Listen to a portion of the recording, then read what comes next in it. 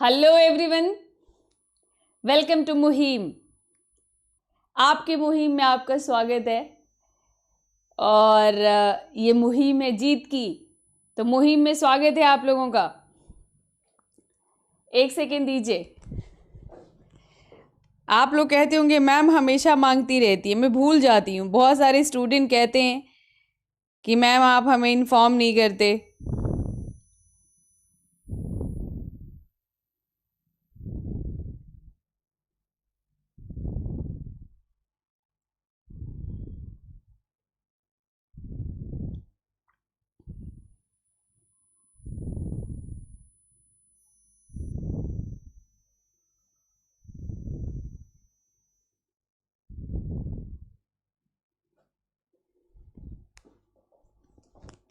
हाँ जी, क्या कह रहे हैं Vishal? Thank you thank you. बस ऐसे ही। ओ बिल्कुल बिल्कुल, इसीलिए तो मुहिम आया है। मुहिम इसीलिए आया है कि आपकी ऐसी मदद होती रहे। Good evening all of you. तो मैं ये बताना चाहती हूं कि ये जो क्लास है हमारी, ये क्लास स्टैटिक ज्योग्राफी का ही पार्ट है। ठीक है, ये स्टैटिक ज्योग्राफी का ही पार्ट है जो बिल्कुल मैंने तथ्य के साथ शुरू किया था। तो ये मैंने इसका 2 सेशन पहले मैं ले चुकी हूँ। वो मैंने लिया था एग्जाम रस, जो मधुकर सर का जो चैनल है एग्जाम रस, आप लोग जानते होंगे। मैंने उस पर इसके 2 सेशंस मैंने उस पर लिए थे। ठीक है, तो इस पे उसके जो मैंने 2 सेशंस लिए थे, उन 2 सेशंस में मैंने एक भारत का भौगोलिक परिचय और दूसरा मैंने लिया था भारत का भूगर्भिक बनावट, जियोलॉजिकल स्ट्रक्चर लिया था मैंने, जियोलॉजिकल स्ट्रक्चर ऑफ इंडिया। तो आप लोगों में से कितने लोगों ने उस क्लास को लिया था, जरा कमेंट सेक्शन में बताइए। अभी तो काफी कम लोग हैं।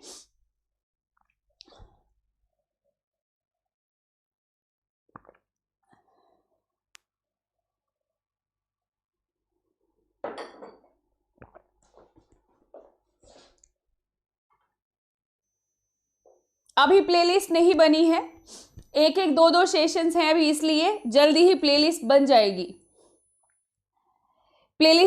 जाएगी। तो आप लोगों ने नहीं लिया है, ओके। तो वो जो दोनों सेशन है जो मैंने इसका लिया है, भारत का भौगोलिक परिचय और भारत का जो है भूगर्भिक बनावट, जियोलॉजिकल स्ट्रक्चर, तो वो मैं इसी मुहिम पर वहां से उठवा के डलवा दूंगी। तो आपका जो प्लेलिस्ट होगा वो बिल्कुल शुरू से होगा और शुरू से आपको चीजें उसमें मिल जाएंगी। ठीक है, तो उसके लिए बिल्कुल टेंशन लेने की जरूरत नहीं है। आपको वहां पर ये सारी चीजें मिल जाएंगी आपको। बाकी ये जो डेली का टाइमिंग है आपका 12:30 PM 4:30 PM, मतलब नीचे से आप समझ लीजिए, नीचे सबसे पहले कल भी रहेगा। आज का मुद्दा 11 बजे, कल भी रहेगा ये 12:30 PM पर एक सेशन और एक 4:30 PM पे। तो कल का जो टाइम है, कल का आप जानते हैं कि फ्राइडे हम एनसीईआरटी सीरीज चलाएंगे। फ्राइडे जो है हम एनसीईआरटी सीरीज चलाएंगे। तो क्योंकि कल फ्राइडे है तो कल एक ही एनसीईआरटी की क्लास होगी। तो कल का जो आपका टाइमिंग रहेगा, 3 PM। 3 PM कल का आपका टाइमिंग रहेगा। और कल 11 बजे होगा आज का मुद्दा। एनसीईआरटी सीरीज जब भी रहेगा तो एक क्लास रहेगा, वो रहेगा आपका मैराथन सेशन। एक क्लास रहेगी और वो क्लास आपका मैराथन सेशन रहेगा, जिसमें जैसा कि मैंने आपको कहा कि पूरा का पूरा एनसीईआरटी में आपका इसमें कवर करूंगी। तो एक बार आप लोग कमेंट सेक्शन में बताइए। एक बार मैं लास्ट में भी पूछूंगी क्योंकि बहुत सारे छात्र लास्ट में जुड़ेंगे कि आप लोग बिल्कुल पीडीएफ मुहिम पर मिलेगा। अभी मैं आप लोगों को दूंगी, अभी थोड़ी देर में मैं आप लोगों को अपना टेलीग्राम लिंक दूंगी, वहीं पर आपको पीडीएफ मिलेगा। तो आप लोग एनसीईआरटी कहाँ से चाहते हैं, एक बार ये बताइए। एनसीईआरटी आप लोग कहाँ से चाहते हैं? जैसे मैंने एक बार तो पूरी एनसीईआरटी कवर की हुई है। हिस्ट्री से शुरू करें, पॉलिटी से शुरू करें, या फिर ज्योग्राफी से शुरू करें? आप लोग बताइए। और ये बताइए कि आप लोगों को जो है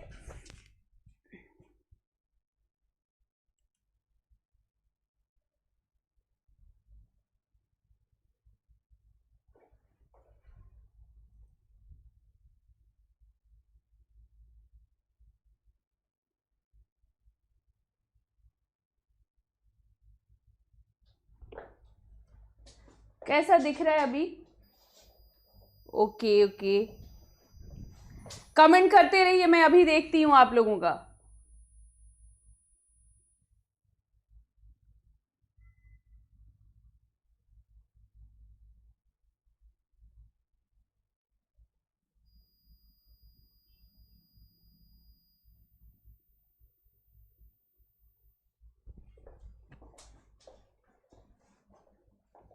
हाँ जी, हिस्ट्री 6 to 12। नमस्ते नमस्ते।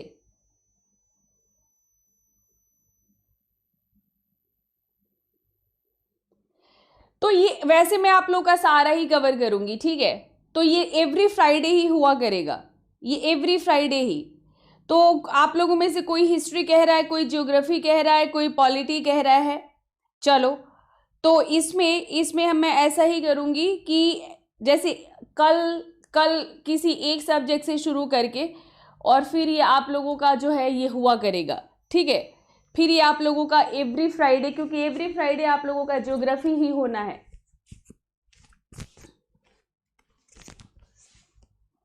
ओके।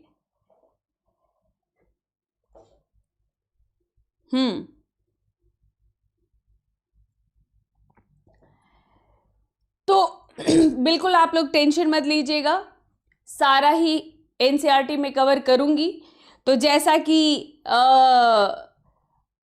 आप लोगों को सारा ही पढ़ना है, तो कल आप लोगों को नोटिफिकेशन में मैं डिस्कस करके कंटेंट टीम से, और आप लोगों को शाम तक आप लोगों को इसी चैनल पर आप लोगों को नोटिफिकेशन मिल जाएगा कि कल किस सब्जेक्ट का एनसीईआरटी होने वाला है।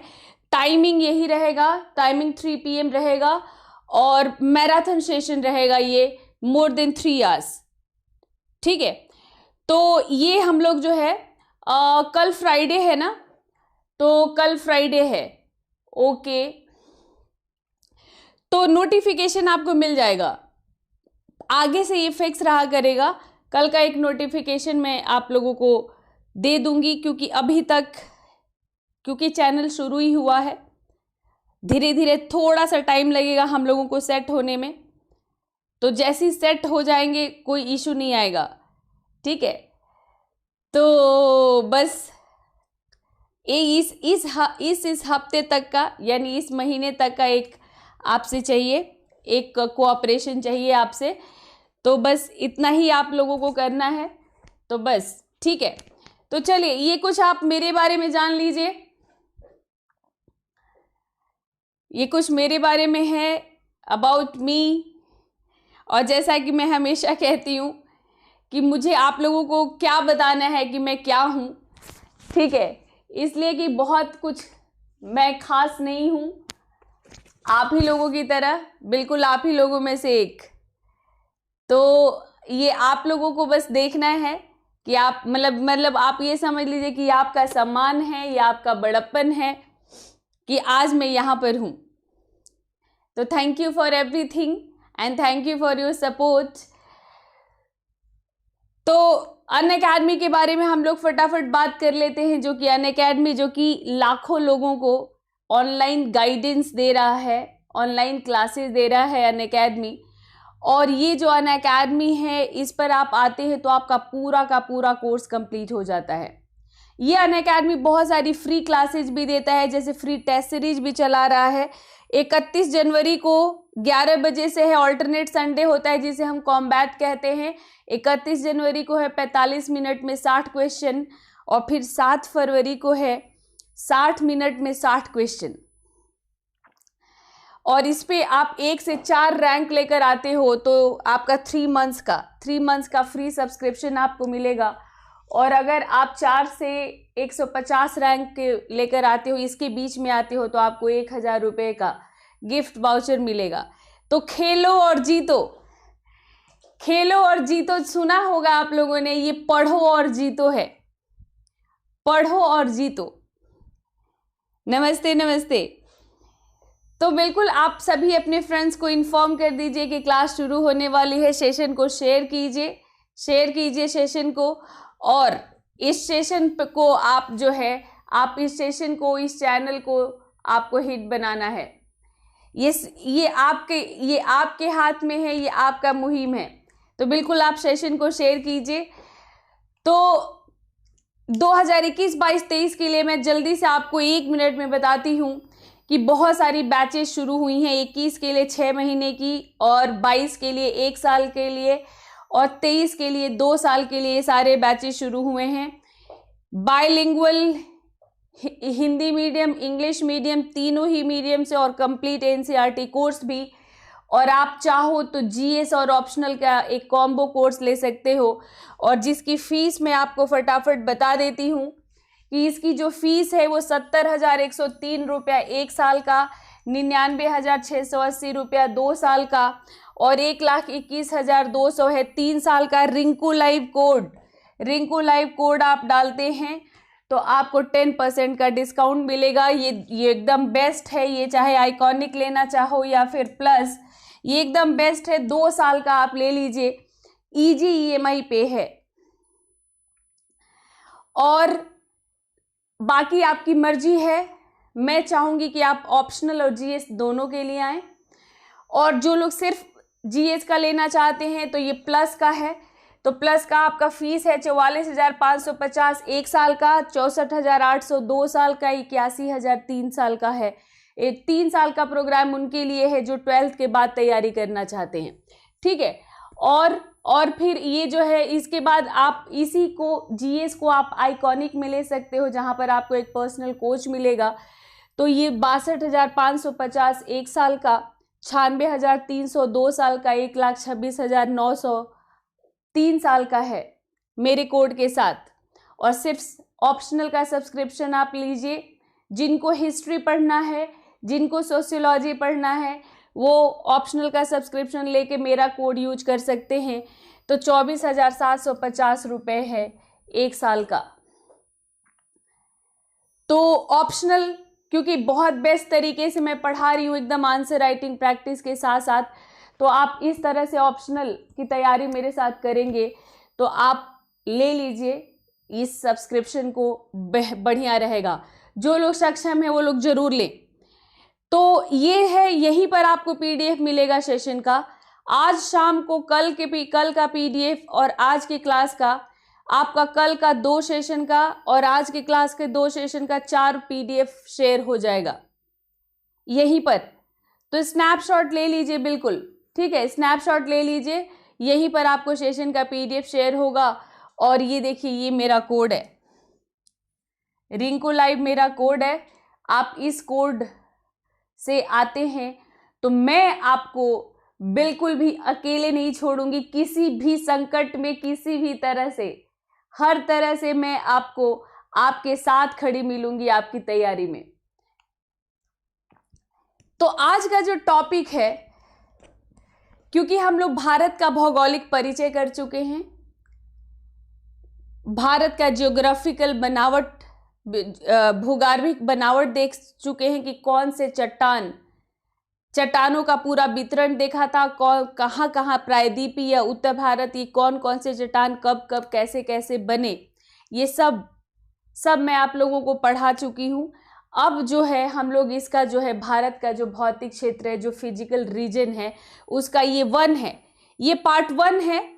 आज मैं मुख्य रूप से आज मैं जो कराऊंगी, ये वाला जो हिमालयन रेंज है ये कराऊंगी मैं।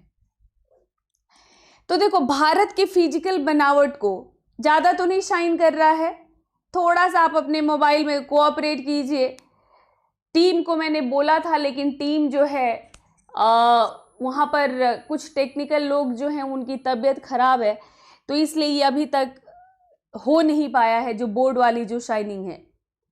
पर फिर भी जो है आप लोगों को दिख रहा होगा। तो जो ऊपर आप लोग पूरे भारत को अगर हम लोग देखते हैं, तो भारत के अगर हम लोग बनावट को देखते हैं तो क्या आ जाता है, ये उत्तर का पर्वतीय प्रदेश, पहला जो आप ये पर्पल कलर से देख रहे हैं, ये आ जाता है उत्तर का पर्वतीय प्रदेश। तो इसमें ये पूरा का पूरा ये आपका जो है, इसमें जो है हिमालयन श्रेणी, और फिर नॉर्दर्न प्लेन्स आ जाता है, ये पर मैदान, उत्तर का विशाल मैदान आ जाता है दूसरे नंबर पर। हम भारत के अगर भौतिक बनावट की बात करते हैं तो यहां पर ये जो है आपका मरुस्थल है, तो उत्तर का पर्वतीय प्रदेश, और ये आपका उत्तर का क्या, ये जो है विशाल मैदान, और ये आपका मरुस्थल, और फिर यहाँ पर ये जो त्रिभुजाकार बनाता है, ये जो ट्रायंगल शेप बनाता है, ये जो है ये प्रायद्वीपीय पठार है, ये प्रायद्वीपीय पठार है। और ये प्रायद्वीपीय पठार मैं आप लोग को अगले सेशन में पढ़ाऊंगी। और ये जो देख रहे हो ये आपका कोस्टल प्लेन है, मतलब तटीय मैदान है। तो भारत का जो पूरा भौतिक बनावट है उसको आप 6 भाग में बांट सकते हैं, या मुख्य रूप से 4 भाग में।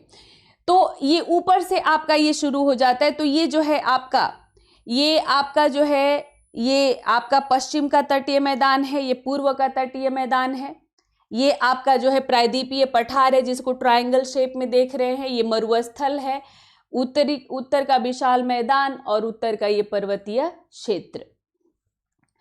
तो आज हम लोग विशेष तौर पर इस पर्वतीय क्षेत्र को हम लोग पढ़ेंगे, जिसमें मुख्य रूप से मैं हिमालयन रेंज के बारे में आपको आज पढ़ा रही हूं। तो इसमें जैसे हम अपने देश की कुल भू आकृति को देखते हैं तो 10.6% क्षेत्र पर पर्वत हैं, 185% क्षेत्र पर छोटी छोटी पहाड़ियां हैं पर्वत से नीचे, फिर 27.7% पर पठार है, और 43.2% क्षेत्रफल पर मैदान विस्तृत है। अगर हम लोग पूरे इस भू आकृति को, भारत की भू आकृति को हम देखते हैं तो अब जो है, क्योंकि मैंने आपको कहा कि मैं उत्तर के पर्वतीय क्षेत्र को पढ़ाऊंगी, और उसमें विशेष रूप से आपका जो ये आ जाता है, ये आपका विशेष रूप से ये, एक सेकेंड,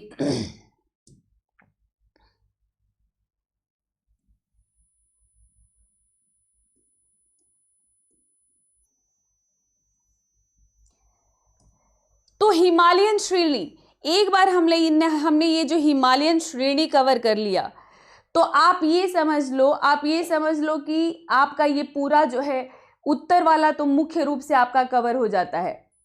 ठीक है, तो हमारा जो ये पूरा हिमालयन रेंज है इसको हम 4 भाग में बांट देते हैं।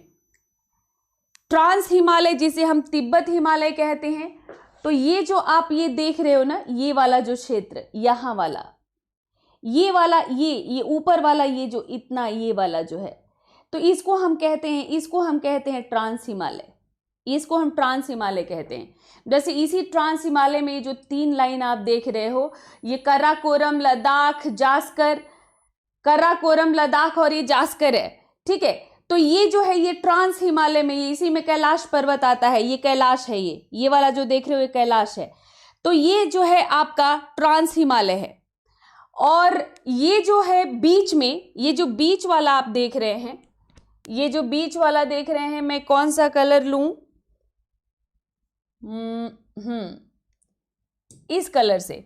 तो ये वाला जो आप देख रहे हैं, ये जो बीच वाला, ये जो प्रदेश है, ये बीच वाला, इसको हम कहते हैं लघु हिमालय या मध्य हिमालय, इसको हम कहते हैं। मतलब इसको लघु हिमालय के नाम से भी जानते हैं और इसको मध्य हिमालय के नाम से भी जानते हैं।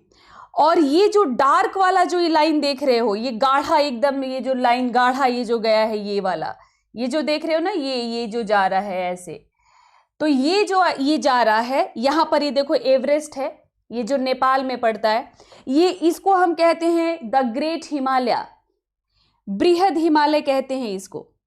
ये जो गाढ़ा सा लाइन है, और ये जो क्योंकि सबसे बाद में बना है, ये सबसे बाद में बना है आपका ये वाला, ये जो एरिया है ये सबसे बाद में बना है, तो इसको हम लोग लघु हिमालय या बाह्य हिमालय कह देते हैं। लघु हिमालय या बाह्य हिमालय कहते हैं इसको। तो इस तरह से ये पूरा का पूरा जो है ये हिमालय को, इस हिमालय को पूरा का पूरा ऐसे बांटा गया है, यानी 4 प्रकार में इस हिमालय को बांटा गया है। तो ये जैसा कि मैंने आपको बताया कि ये ट्रांस हिमालय है, इसी में K2 है, नंगा पर्वत, और फिर उसके बाद आपका बृहद हिमालय आ जाता है, फिर लघु हिमालय या मध्य हिमालय, और फिर बाह्य हिमालय या शिवालिक। तो इसको अगर एक एक करके अगर हम लोग देखते हैं, तो सबसे पहले अगर हम लोग इस ट्रांस हिमालय की बात अगर हम लोग करें, जिसमें काराकोरम, लद्दाख और जास्कर श्रेणियां हैं, तो इसको अगर हम लोग इसकी बात करते हैं, जो ब्लू से आप देख रहे हो, ये ट्रांस हिमालय इसको कहते हैं, ट्रांस हिमालय या तिब्बत हिमालय कहते हैं इसको। तो ये यूरेशियन प्लेट का एक खंड है। ये एनसीईआरटी बेस्ड आपका ये ज्योग्राफी की क्लास है, और एक भी फैक्ट नहीं छूटेगा आपका, जहां से आपका क्वेश्चन बनता है। और मैं इस तरह से आपको एक्सप्लेन करूंगी कि साथ साथ आपका कॉन्सेप्ट भी बिल्ड होता जाएगा। तथ्य मैंने इसलिए अपने उसमें टाइटल में डाला है, तथ्य इसलिए डाला है कि आप मतलब बिल्कुल जैसे प्रीलिम्स के लिए जिस तरह से आपको चाहिए होता है, जो इससे पूछा जाता है, वो आपका इसमें जरूर रहेगा। ठीक है,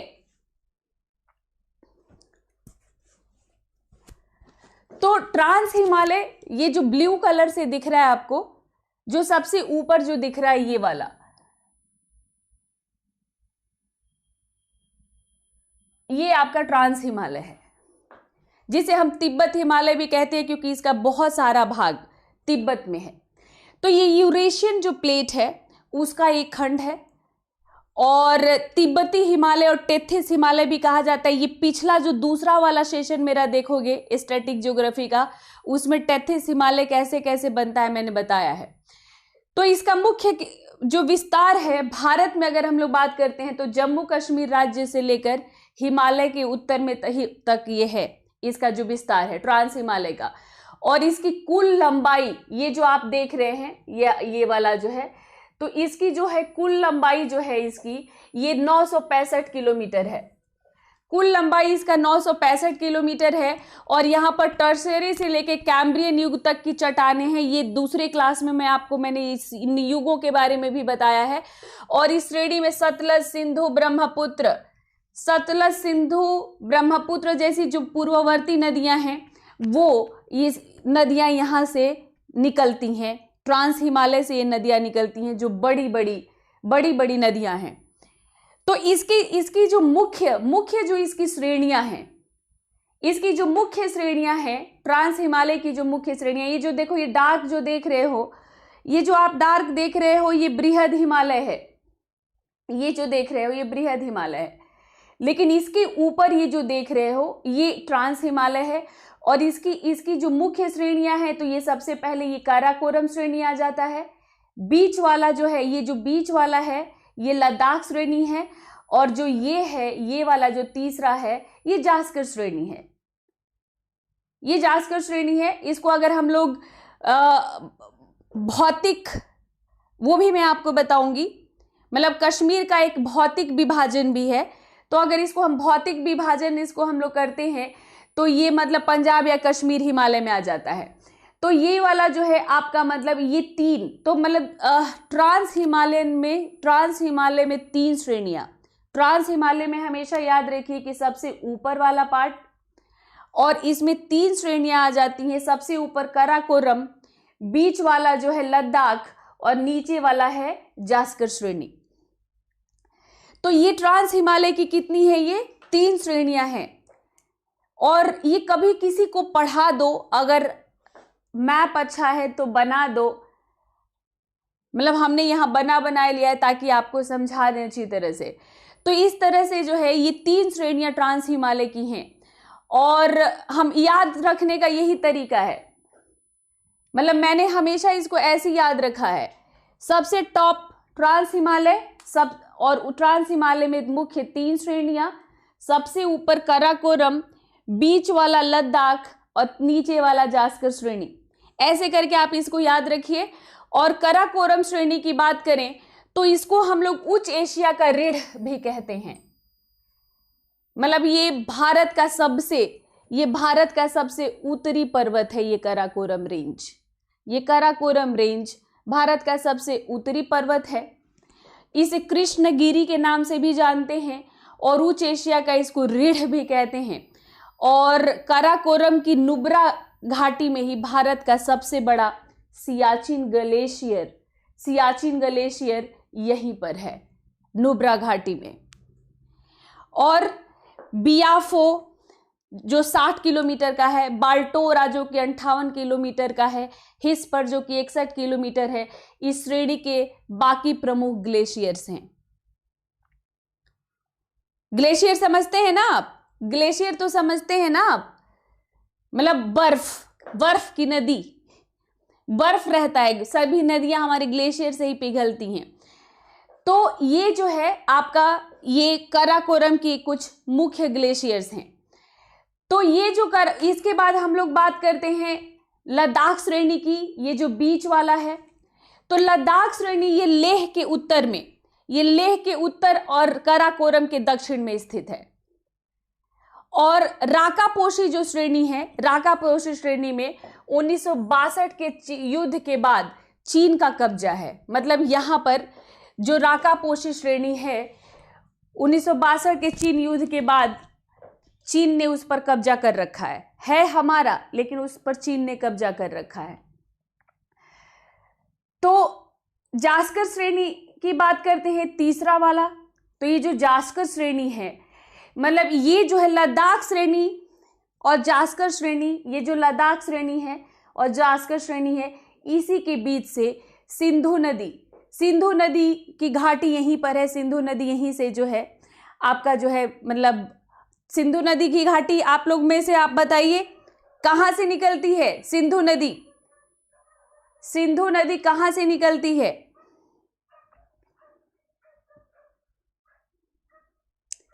बहुत इजी है। और एक बार प्रीलिम्स में मैं पढ़ा रही थी तो मैं आप लोग को बता चुकी हूं कि किस ग्लेशियर से सिंधु नदी तिब्बत के मानसरोवर झील के ग्लेशियर से निकलती है। अब इतना बता दिया, अब ये बता दीजिए कि आप किस ग्लेशियर से निकलती है वो।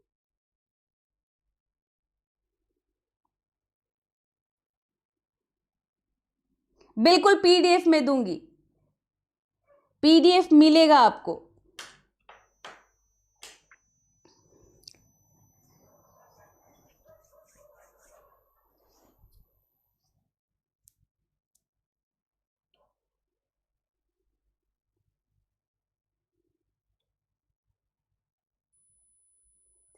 तो ये चोमांडयुंग है, ठीक है, चोमांडयुंग है ये। आप लोग उसको, चलो कोई बात नहीं, मैं ही आप लोगों को पढ़ाऊंगी। अभी हम लोग आगे बढ़ ही रहे हैं, मैं रिवर्स भी आप लोगों को कराऊंगी, ठीक है, तो कोई बात नहीं। पीडीएफ मैंने आप लोगों को बताया था, मेरा जो मुहिम का टेलीग्राम है वहीं पर, जो मुहिम का टेलीग्राम है वहीं पर आपको पीडीएफ में मिल जाएगा। तो खैर हम लोग अब बात कर रहे थे हम लोग जास्कर श्रेणी की। तो लद्दाख श्रेणी और जास्कर श्रेणी के बीच ही सिंधु नदी घाटी है और नंगा पर्वत इस पर्वत श्रेणी की सबसे ऊंची चोटी है, नंगा पर्वत, ठीक है, इस पर्वत श्रेणी की सबसे ऊंची चोटी है। और मारना, मैं इनके बारे में भी आपको आज बताऊंगी। मारना ये आपका हिमाचल में है, नीति, लिपुलेख, किंगरी, बिंगरी, ये जो सारे दर्रे हैं वो सारे दर्रे इस जास्कर श्रेणी में ही स्थित हैं। इसी जास्कर श्रेणी में ये सारे दर्रे स्थित हैं और इन दर्रों के बारे में क्लास के लास्ट में मैं आप लोगों को बताने वाली हूं, ठीक है। तो हमने ट्रांस हिमालय का जो है 3 श्रेणियां हमने पढ़ी, काराकोरम, लद्दाख और जास्कर श्रेणी। ऊपर से ये शुरू हो जाता है। तो सबसे ऊपर काराकोरम, बीच में लद्दाख और नीचे जास्कर श्रेणी, और फिर इसके बाद फिर ये बृहद हिमालय शुरू हो जाता है। ठीक है, तो बृहद हिमालय, ये जो सबसे मोटा वाला लाइन देख रहे हो, चौड़ी जो ये पट्टी देख रहे हो आप, यही बृहद हिमालय है। इसी को हम लोग महान हिमालय कहते हैं। तो इसे हिमाद्री, सर्वोच्च, महान या आंतरिक हिमालय भी इसे कहते हैं। और इस श्रेणी की जो औसत ऊंचाई है वो 6100 मीटर लंबाई है इसकी, और 2400 से 2500 किलोमीटर इसकी चौड़ाई है। 2400 से 2500 किलोमीटर, ठीक है। मतलब इस श्रेणी की जो औसत ऊंचाई 6100 मीटर है, लंबाई 2400 से 2500 किलोमीटर है, और जो चौड़ाई है वो 25 किलोमीटर है। ठीक है, तो ये बृहद हिमालय का ये जो है लंबाई, चौड़ाई और ऊंचाई बताया मैंने आपको कि ऊंचाई 6100 मीटर, लंबाई 2400 से 2500 किलोमीटर, और चौड़ाई जो है इसकी 25 किलोमीटर है। और ये घटती बढ़ती रहती है, मतलब अरुणाचल से थोड़ा सा ऊपर जाती है तो इसका थोड़ा बढ़ जाता है। तो इस श्रेणी का जो है दक्षिण पूर्व की ओर धौलाधर श्रेणी है, और धौलाधर श्रेणी दक्षिण पूर्व की ओर। ठीक है, जैसे अगर आप इसका मतलब दक्षिण पूर्व कहते हैं तो ये आपका जो है दक्षिण पूर्व है इसका। और यहाँ पर इस श्रेणियों पर मतलब आपका जो है चकरौता, मंसूरी, नैनीताल, रानीखेत, अल्मोड़ा, दार्जिलिंग, डलहौजी, ये सारे जो हिल स्टेशंस हैं वो सब मतलब इसी श्रेणी में हैं। और इनकी ऊंचाई 1500 से 2000 मीटर के बीच आपको मिलता है। और ये पर्वत किन से, कैम्ब्रियन, ये पर्वत जो हैं आपके कैम्ब्रियन और पैलियोजोइक चट्टानों से बने हैं। ठीक है, तो ये वाला जो है आप देख पा रहे हैं कि इसमें सारे मुख्य हिल स्टेशंस आपके बृहद हिमालय में हैं। अब हम लोग बात करते हैं ये बीच वाले की। ये जो आप देख रहे हो ना, ये वाला, ये इसकी अब हम लोग बात कर रहे हैं। तो ये जो है इसी को हम लोग लघु हिमालय या फिर मध्य हिमालय कहते हैं। तो ये जो है हिमालय के दक्षिण और शिवालिक हिमालय के उत्तर में स्थित है, आप ये देख पा रहे हैं। और इस श्रेणी की जो ऊंचाई है ये 3700 से 4500 मीटर है, और 80 से 100 किलोमीटर ये चौड़ी है। तो इसमें पीर पंजाल आ जाता है, जैसे हमारा वैष्णो माता है, वैष्णो माता पीर पंजाल श्रेणी में है। तो इसमें पीर पंजाल और बनिहाल, इसमें जो है 2 प्रमुख दर्रे भी हैं ये इसमें। और इन सभी दर्रों के बारे में लास्ट में मैं स्पेशली आप लोगों को बताऊंगी आज के सेशन में। तो इस श्रेणी में स्लेट, चूना, पत्थर, क्वार्ट्ज, कई सारे चट्टानों की अधिकता इसमें पाई जाती है। और ये श्रेणी घने वनों से भी ढके हुए हैं, यहाँ पर कोणधारी वन मिलता है। तो वन भी मैं आप लोगों को पढ़ाऊंगी, तब हम लोग वनों पर विस्तार से बात करेंगे। और इन ढालों पर जो है मतलब छोटे छोटे घास के मैदान पाए जाते हैं। जैसे छोटे छोटे घास के मैदान जो पाए जाते हैं उनको कश्मीर में मर्ग कहते हैं, जैसे सोनमर्ग, गुलमर्ग, टनमर्ग। तो जो छोटे छोटे घास के मैदान हैं उनको मर्ग कहते हैं कश्मीर में। हिमाचल में आते हैं तो उसको बुग्याल कहते हैं उत्तराखंड में, और उसमें जो है बुग्याल कहते हैं हिमाचल और उत्तराखंड में। और बाकी जब हम लोग मध्यवर्ती भाग में आते हैं तो इसको दुआर या दून भी कहते हैं, दुआर या दून, इसीलिए देहरादून कहते हैं। देहरादून मतलब ये एक तरह से हम लोग ये कहते हैं कि ये द्वार है, ये द्वार है। तो यहाँ पर जो प्रसिद्ध हिल स्टेशन हैं मंसूरी, शिमला, कुल्लू मनाली, नैनीताल, रानीखेत, अल्मोड़ा, डलहौजी, दार्जिलिंग, आपको यहाँ से भी प्रश्न बनता है। जैसा कि मैंने आप लोगों को बताया कि पीसीएस और आईएएस मैं जो पढ़ाती हूँ उसमें जो है दोनों ही मतलब गोल को लेकर पढ़ाती हूँ। तो वो सारे फैक्ट्स भी डाल देती हूँ जो पीसीएस में पूछे जाते हैं और यूपीएससी वाले भी। तो ये हिल स्टेशन यूपीएससी में भी पूछे जाते हैं, आजकल मैच करने के लिए दे दिया जा रहा है। कई बार से आप देखना प्रीवियस ईयर का, तो मैच करने को भी दे दिया जाता है, और बाकी पीसीएस में भी पूछा ही जाता है। तो ये आप लोगों का दोनों के लिए ही जो है इक्वली इम्पॉर्टेंट है। ठीक है, तो ये सब मध्य मध्य यानी लघु हिमालय के सब हिल स्टेशंस हैं। मध्य और महान हिमालय के बीच, मतलब यहाँ पर जो एक चौड़ी सी आपने यहाँ से ऐसे पट्टी देखी थी ऐसे निकलते हुए, ये जो चौड़ी सी पट्टी देखी थी, ये इसमें देखिए आप इस मैप में, मतलब ये जो ग्रेट हिमालय है, ये जो ग्रेट हिमालय है, ग्रेट हिमालय और ये मध्य हिमालय, ये ग्रेट हिमालय है और ये मध्य हिमालय है, इसके बीच, ठीक है, मतलब इसके जो है आपके इसके बीच में, इसके बीच की हम लोग बात कर रहे थे कि इसके बीच में जब आप देखोगे तो इसके बीच में एक पट्टी है, ठीक है, इसकी मतलब पट्टी है इसके बीच में, और ये जो बीच वाला जो पट्टी है इसमें दो खुली घाटियां पाई जाती हैं, दो खुली घाटियां इसमें पाई जाती हैं इसके बीच में। और ये तो मतलब ऊपर वाला ये ट्रांस हिमालय हो गया, फिर ये चौड़ा सा आप ये कर लीजिए ऐसे, और ये चौड़ा सा आपने ये ग्रेट हिमालय हो गया, और फिर ये छोटा छोटा छोटा छोटा ये जो है आपका लघु हिमालय, और फिर आपका आ जाता है शिवालिक, शिवालिक आ गया। तो यहाँ पर इसके बीच की मैं बात कर रही हूँ कि इसके बीच में जो है आपका दो घाटियां पाई जाती हैं। तो पश्चिम में कश्मीर की घाटी और पीर पंजाल है, ये पीर पंजाल हो गया आपका, ये आपका पीर पंजाल हो गया और कश्मीर की घाटी हो गई।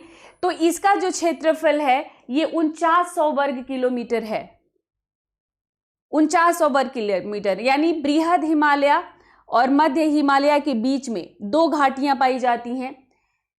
पहला कश्मीर की घाटी और पीर पंजाल, इसका 4900 वर्ग किलोमीटर इसका क्षेत्रफल है, 1700 मीटर की ऊंचाई है, और इस पर 150 किलोमीटर लंबी और 79 किलोमीटर की चौड़ाई में ये पूरा जो है ये फैला हुआ है। और जो इसमें दूसरी घाटी है वो है काठमांडू घाटी, जो कि ईस्ट में है, पूर्व में है, वो मतलब वो पूर्व में है। यहाँ पर ये जो कश्मीर मतलब ये जो काठमांडू वाली जो घाटी है दूसरी वाली, तो ये आप जब यहाँ पर आओगे, यहाँ पर ये वाला जो एरिया है, तो यहाँ पर, ठीक है, यहाँ पर ये नेपाल है आपका, तो ये यहाँ पर ईस्ट में यानी पूर्व में जब आप ये बनाओगे तो ये आपका ईस्ट होगा। तो यहाँ पर जो है काठमांडू घाटी है। तो इसीलिए लोग काठमांडू घूमने जाते हैं, क्योंकि काठमांडू बहुत खूबसूरत है, आप इसीलिए काठमांडू घूमने जाते हो। और काठमांडू में जो है आप जब ये समुद्र तल से ये 1500 किलोमीटर की ऊंचाई पर है, और ये 25 वर्ग किलोमीटर क्षेत्र में ये फैला हुआ है, बहुत ही खूबसूरत है काठमांडू। आप कभी मौका मिले तो जरूर जाना। हम लोग में मजाक उड़ाया जाता था कि अगर विदेश यात्रा करना है, गधे का जन्म छुड़ाना है, तो नेपाल चले जाओ, काठमांडू घुमाओ, कुछ नहीं तो जाके पशुपतिनाथ का दर्शन कराओ। वो पशुपतिनाथ जिनका चर्चा हम लोग सिंधु घाटी सभ्यता से ही सुनते आए हैं। तो बहुत सारे जो है हमारे तरफ के लोग शादी करके भी चले जाते हैं कि भाई कहाँ गए हैं, तो कहाँ गए हैं घूमने, शादी के बाद हनीमून मनाने, तो भाई विदेश गए हैं। तो विदेश में कहाँ गए हैं, तो नेपाल गए हैं। तो खैर पर्सनली मुझे बहुत पसंद है, मैं अभी तक नहीं जा पाई हूँ, तो मुझे बहुत इच्छा है कि मैं काठमांडू घूम के आऊँ, नेपाल देख कर के आऊँ, माउंट एवरेस्ट कहाँ है उसको देख कर के आऊँ, नीचे से ही सही, भले चढ़ ना सकूँ, तो मेरी बहुत इच्छा है कि मैं देख के आऊँ। तो ये काठमांडू वैली है, और ये वैली आपका बृहद हिमालय और लघु हिमालय के बीच में है, और ये बेहद खूबसूरत है ये। तो इन श्रेणियों में हिमाचल प्रदेश की कांगड़ा और कुल्लू घाटियां भी हैं, तो कांगड़ा घाटी आप जानते हैं, कांगड़ा शैली पेंटिंग का भी इसीलिए फेमस हुआ। इसका पूरा का पूरा विस्तार धौलाधर श्रेणी के निचले भाग से लेकर ब्यास नदी के दक्षिणी भाग तक ये इसका कांगड़ा घाटी का पूरा विस्तार है, ठीक है। तो आप याद रखिएगा कि इसी में ये जो बीच की पट्टी है, इसी में इसी में ये सभी घाटियां मौजूद हैं। अब हम लोग बात करते हैं शिवालिक हिमालय की। ये जो देख रहे हो ना, ये शिवालिक हिमालय है, ये जो देख रहे हो, तो इसको कहते हैं कि ये सबसे बाद में बना, मतलब ये सबसे नया है, ये कहते हैं। और ये इसीलिए इसको बाह्य भी कहते हैं, क्योंकि ऊपर से देखो, यहाँ से अगर ये यहाँ से शुरू हो रहा है, ये यहाँ से शुरू हो रहा है, ये जो है आपका ट्रांस से, और फिर ये महान, और फिर तो ये जो है आपका ये सबसे नीचे यहाँ पर जो देख रहे हो है, तो इसको कहते हैं कि सबसे नई है, सबसे बाद में बनी है, तो इसको शिवालिक कहा गया। ठीक है, तो ये जो है उप हिमालय के नाम से भी इसको जाना जाता है, इसको हम उप हिमालय के नाम से भी जानते हैं। तो ये बड़ा, वैसे आप मतलब बहुत पहले से पढ़ते हो, आपके क्लास 7th की एनसीईआरटी में है आई थिंक ये, लेकिन ज्योग्राफी पढ़ोगे तो आपको क्लास 7th की एनसीईआरटी में भौतिक विभाजन मिल जाएगा, हाँ 7th में। लेकिन बार बार भूलते हो, तो अच्छा ये रहता है कि आप इसको अच्छी तरह से जो है याद कर लीजिए। तो ये पंजाब में पोतवार बेसिन के दक्षिण से आरंभ होकर, ये जो आपका ये शिवालिक जो है, तो ये जो शिवालिक है ये पंजाब में शुरू होता है। यहाँ पर ये देख रहे हो ना, ये तो ये पंजाब के पोतवार बेसिन से शुरू होकर ये जो पूरा का पूरा कोसी नदी तक, यानी 87 डिग्री पूर्वी देशांतर तक ये जो है, ये यहाँ से आकर ये जो है यहाँ तक, ये आपकी पूरी फैली हुई है, मतलब यहाँ तक ये जाती है, यहाँ तक। और ये 15 से 30 किलोमीटर चौड़ी है। ये जो हिमालय जो ये आप देख रहे हो 15 से 30 किलोमीटर चौड़ा है ये, और इसकी औसत ऊंचाई जो पाई जाती है वो 900 से 1200 मीटर के बीच पाई जाती है। तो शिवालिक की औसत ऊंचाई 900 से 1200 किलोमीटर, 1200 मीटर, किलोमीटर नहीं 1200 मीटर, मीटर ऐसे ऊंचाई नापते हैं, तो उसके बीच इसकी औसत ऊंचाई पाई जाती है। तो ये बात हम लोगों ने किया था कि इसकी शिवालिक की। तो हिमाचल प्रदेश और पंजाब में जो इसकी चौड़ाई है वो 50 किलोमीटर हो जाता है, और अरुणाचल प्रदेश में जब हम जाते हैं तो ये सिर्फ 15 किलोमीटर रह जाता है, यानी थोड़ा सा जो है ये कम हो जाता है, इसका पतला हो जाता है ये। और गोरखपुर के पास जब पहुंचता है ये, तो ये गोरखपुर में ये हुंडवा श्रेणी और पूर्व में ये चूरिया मुरिया श्रेणी के रूप में जानी जाती है। जब ये गोरखपुर में पहुंचती है, जैसे ये मैप से अगर आप देखेंगे, मैप से अगर आप देखते हैं तो यहाँ पर ये आ गया है लगभग, ये है आपका यहाँ पर जो है ये गोरखपुर है ये, ठीक है, ये गोरखपुर है यहाँ पर। तो यहाँ पर जब ये गोरखपुर के पास ये पहुंचती है तो इसको गोरखपुर के पास क्या कहते हैं, इसको गोरखपुर के पास कहते हैं चूरिया मुरिया कहते हैं, और यहाँ पर चूरिया मुरिया तो वहाँ पर कहते हैं इसको पूर्व में, और गोरखपुर के समीप इसको हुंडवा श्रेणी कहते हैं, और जब वहाँ से पूर्वोत्तर की तरफ पहुँचता है तो चूरिया मुरिया श्रेणी कहते हैं शिवालिक हिमालय को ही। तो ये भी आपके लिए एक फैक्ट है और इसको भी आप लोग याद रखिएगा, ठीक है। अच्छा, आप लोग बीच बीच में पूछते हो तो मैं नहीं देखती हूँ, मैं जो भी क्वेश्चन होगा वो लास्ट में आप बताइएगा। तो ये था शिवालिक हिमालय, शिवालिक हिमालय के बारे में मैंने बताया। अच्छा, अरुणाचल प्रदेश और उत्तराखंड में प्रदेशों में ये डाफला, मिरी, अबोर, मिशमी पहाड़ियों के संज्ञा से ये इसको दून कहते हैं। कश्मीर घाटी में डल झील बृहद हिमालय पीर पंजाल के बीच अवस्थित है। ये भी आपका एक फैक्ट, मतलब कश्मीर घाटी का जो डल झील है वो बृहद हिमालय और पीर पंजाल इसके बीच में डल झील अवस्थित है। ये छूट गया था। एक आता है करेवा, ठीक है। ये करेवा क्या होता है, ये हिमनद, गाद, सघन रेत, चिकनी मिट्टी, ऐसे बहुत सारे दूसरे पदार्थों का हिमोड़ पर एक मोटी परत जम जाता है, और इसमें जो है इसमें केसर की खेती होती है, उसको हम करेवा कहते हैं। इसी तरह उत्तराखंड के तराई भाग में पाताल तोड़ कुएं पाए जाते हैं। तो आपको जब पूछा जाएगा तो ये बताइएगा कि उत्तराखंड के तराई भाग में उनको पाताल तोड़ कुएं कहते हैं, क्योंकि इनका जो है ये बिल्कुल जो है एक उनकी उसको देखते हुए, बनावट और गहराई को देखते हुए। और ये करेवा के लिए तो हिमालय का कश्मीर हिमालय करेवा के लिए बहुत प्रसिद्ध है। और जैसा कि मैंने आपको बताया कि केसर की खेती, केसर की खेती यहीं पर होती है, इसी में होती है, इसीलिए कश्मीर में ही केवल केसर की खेती होती है। वैष्णो देवी, अमरनाथ गुफा, चरारे शरीफ, ये सब कश्मीर हिमालय में स्थित है और कश्मीर घाटी की उत्तरी और दक्षिणी सीमा जास्कर श्रेणी और पीर पंजाल श्रेणी द्वारा निर्धारित होती है। ठीक है, तो ये कुछ ये आपके जो है ये फैक्ट्स थे। ये जो हिमालय श्रेणियां हैं इनका उत्थान काल कब कब का है, जो युग में हम लोग बांटते हैं, तो जो ऐतिहासिक युग हम लोग बांटते हैं तो हिमालय की ये जो 4 श्रेणियां मैंने आपको बताई, ट्रांस हिमालय, बृहद हिमालय, लघु हिमालय और शिवालिक, इनका कब कब ये बना है। तो ट्रांस हिमालय ये पेलियोजोइक काल में, यानी जिसको हम लोग कैम्ब्रियन युग कहते हैं, ये कैम्ब्रियन युग में महाकल्प जो से 280 से 240 मिलियन वर्ष पूर्व ये बना है। और जो बृहद हिमालय है वो ओलिगोसिन युग में बना है, मतलब आज से 25 से 40 मिलियन वर्ष पूर्व। पृथ्वी 4 अरब 50 करोड़ वर्ष पुरानी है। ठीक है, और उसको अलग अलग उसमें बांटा जाता है। और ये मेरा दूसरा क्लास आप लोग देखेंगे इसी ज्योग्राफी का, तो दूसरे क्लास में आप लोगों को पूरी डिटेल आप लोगों को दिख जाएगी। दूसरे क्लास में मैंने ये लिया है। और ये भी आपके लिए एक फैक्ट है, ये भी पूछा जाता है। जो लघु हिमालय है वो मायोसिन युग में है, ये 14 मिलियन वर्ष पूर्व हुआ, मतलब ये ज्यादा नया है।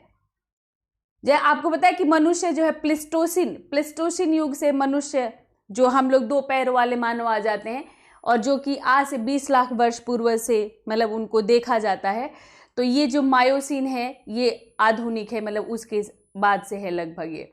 ठीक है, और ये शिवालिक हिमालय जो है ये प्लायोसिन युग में है। तो मायोसिन और प्लायोसिन ये ज्यादातर ये जो है बाद के हैं, ये बाद के हैं। ठीक है, अब हम लोग हिमालय का प्रादेशिक विभाजन देखते हैं। हिमालय का प्रादेशिक विभाजन,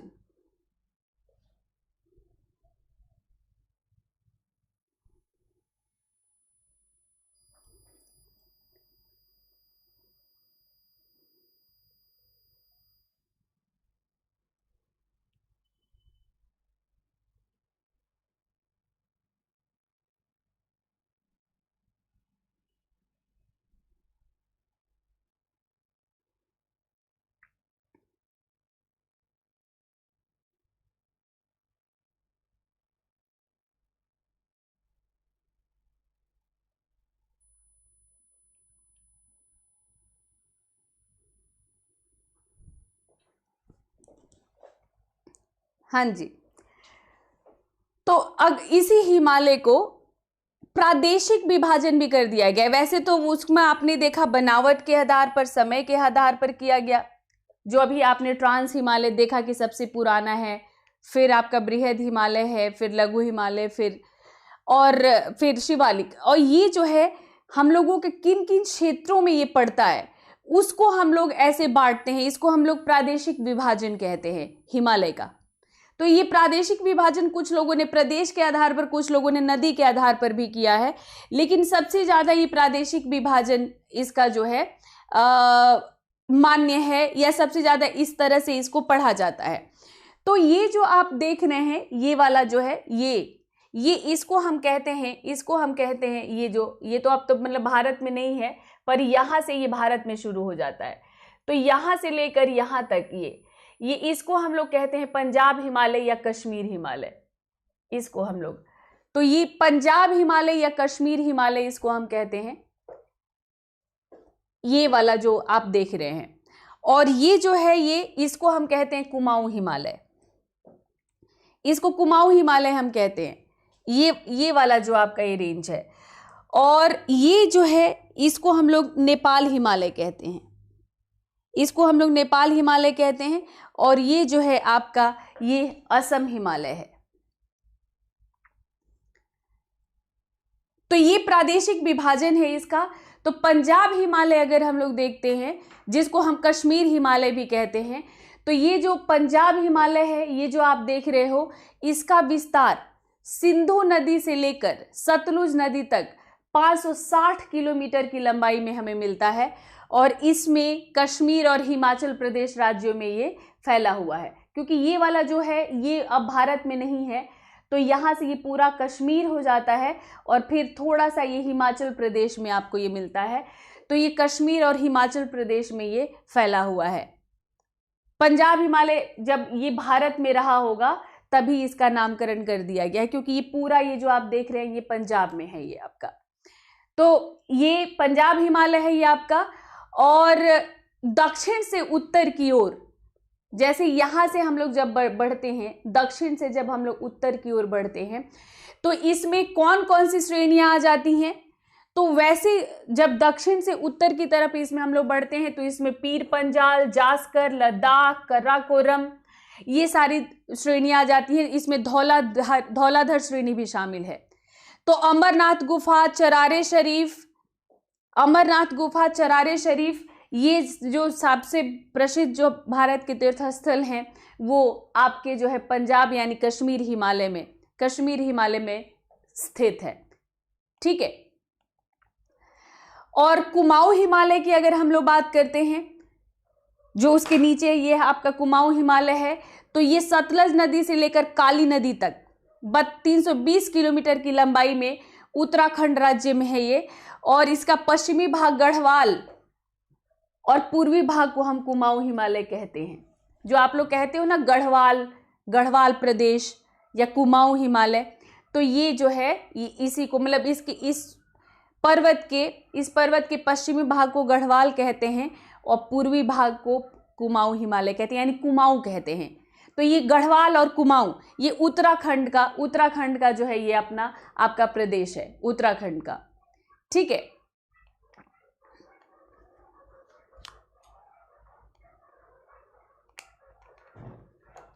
क्लिकर जी को क्या हो गया?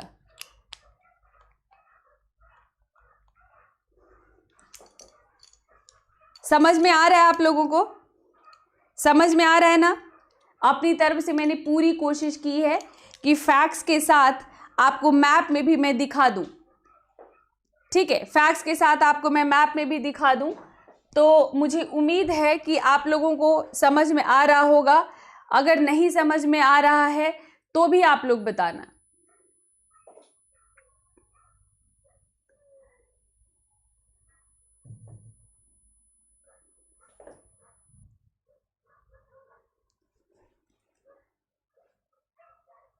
तो यहाँ की जो प्रमुख चोटियां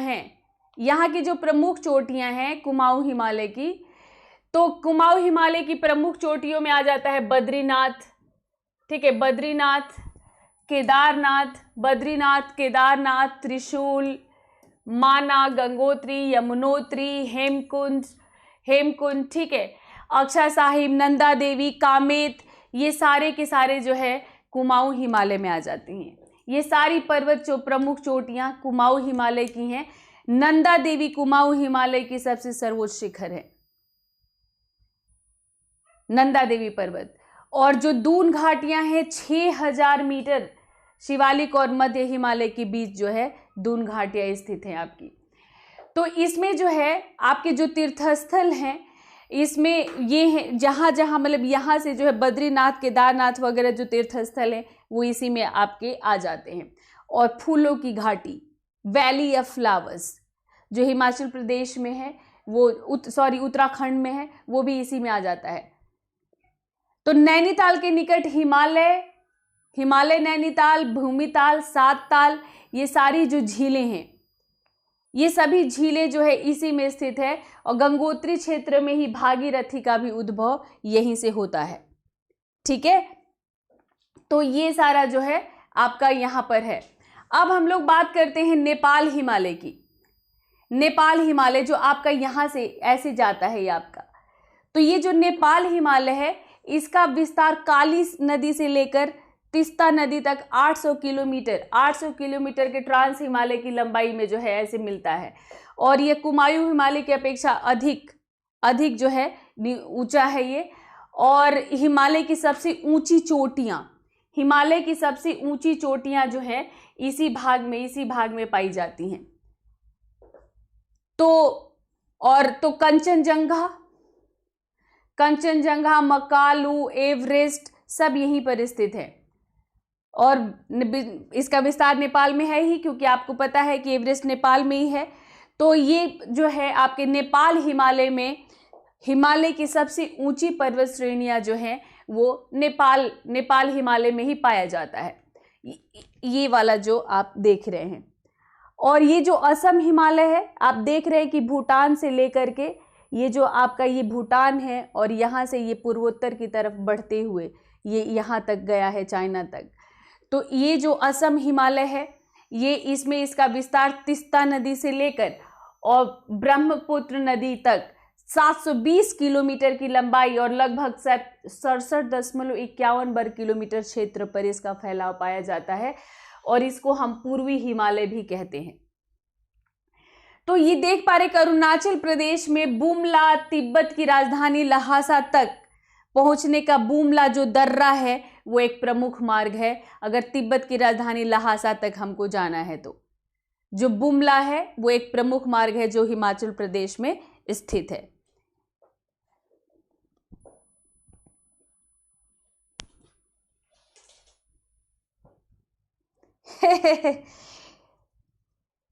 आप इतने, कौन सा वो इंसान था जिसने इतने फुर्सत में सारा क्षेत्रफल लिखा है?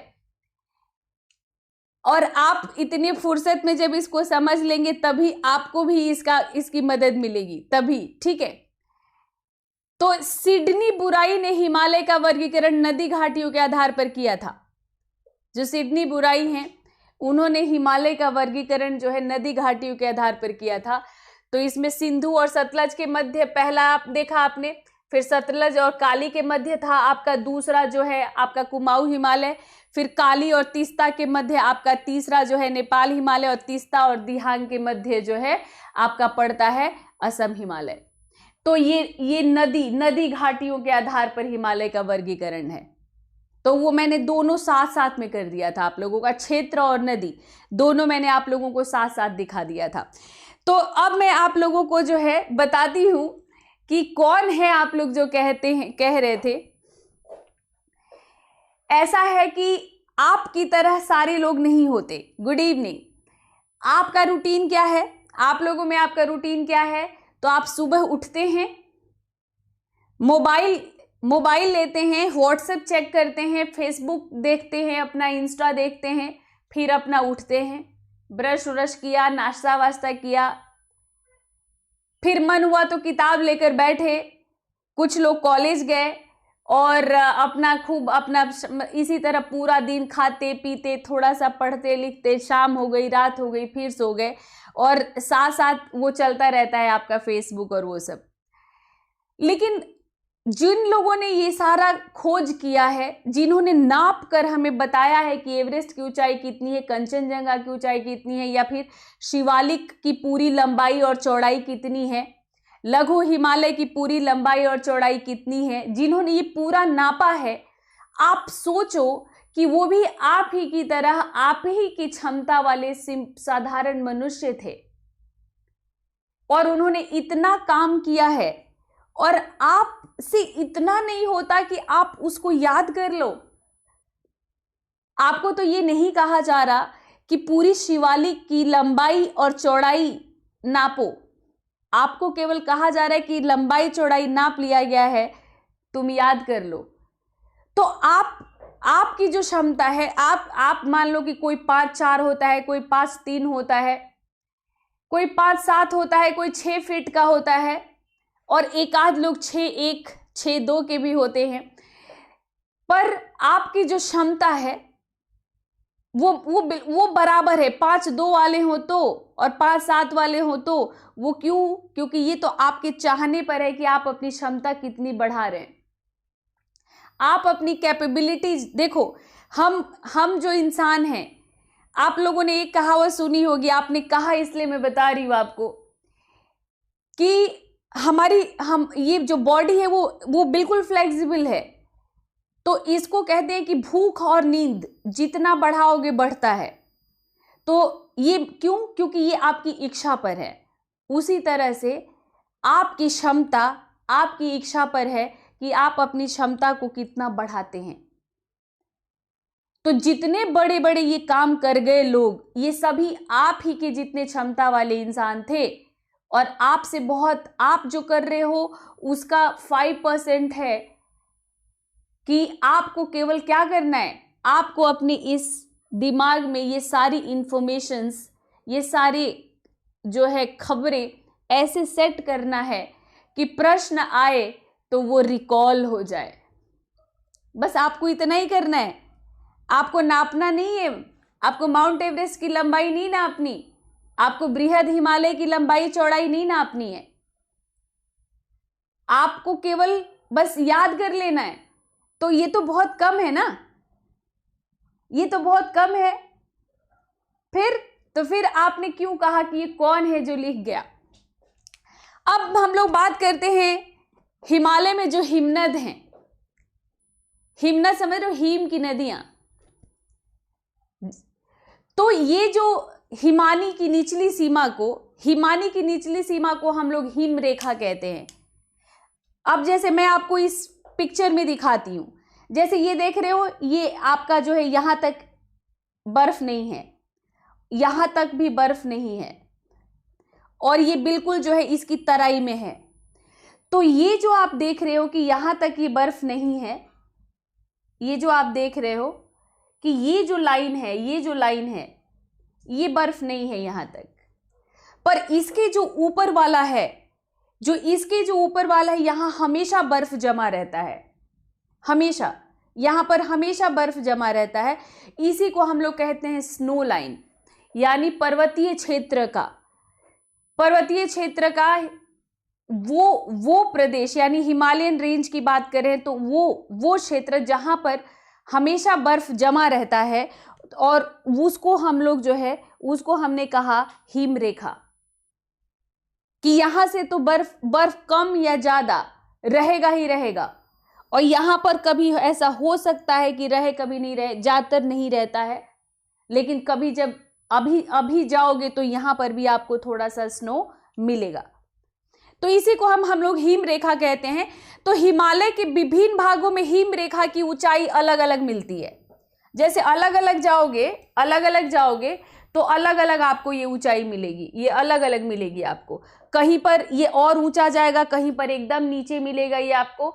तो ये अलग अलग ये मिलता है आपको। तो स्नो लाइन समझ गए आप, स्नो लाइन किसे कहते हैं?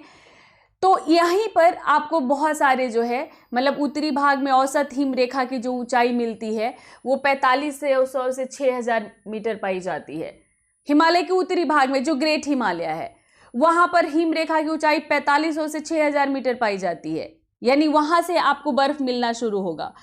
तो यहाँ पर हिमालय के प्रमुख जितने भी हिमनद हैं, वो महान हिमालय यानी ग्रेट हिमालय और ट्रांस हिमालय, इन्हीं पर्वतों के बीच में, इन्हीं पर्वतों में पाए जाते हैं। जो आपको मैंने दिखाया ना, ये जो मैंने आपको दिखाया, ठीक है, ये जो आपने देखा, तो ये जो है आपका ये जो ट्रांस हिमालय है, और फिर ये आपका जो है ये जो है आपका बृहद हिमालय है। तो ये ट्रांस हिमालय, तो यहाँ पर काराकोरम, यहाँ पर है आपका जो है लद्दाख, और फिर यहाँ पर ऐसे है नीचे जास्कर। तो ये जो आपका जो है ट्रांस हिमालय, जो ये वाला पार्ट हो गया, ये जो ट्रांस हिमालय है, ये ट्रांस हिमालय और ये बृहद हिमालय, तो सबसे बड़े हिमनद इन्हीं के बीच में पाए जाते हैं। बड़े बड़े जो हिमनद हैं, जो 4500 से 6000 मीटर की ऊंचाई पर पाए जाते हैं, वो इन्हीं के बीच वो सभी हिमनद पाए जाते हैं। तो ये जो कुछ प्रमुख हिमनदों का अगर मैं आपको नाम बताऊं, तो इसमें सियाचिन, बाल्टारो, हिस्पारा, बियाफो, बातूरा, चोगोलुंगमा, ठीक है, चोगो जैसे जहां से वो सिंधु निकलती है आपकी, खारदोजिन, काराकोरम, रीमो, पुनमाह, रंडून, गंगोत्री, गंगा निकलती है उत्तराखंड, जेमू, केदारनाथ, ये सारे जो हैं हिमनद हैं, ग्लेशियर्स के नेम्स हैं। सासाइनी, मिलाम, रूपल, कंचनजंगा। तो इसमें जो है, मतलब मैं कुछ जो हिमनद हैं उनकी जो विशेषता है उनके बारे में आपको बता दूंगी।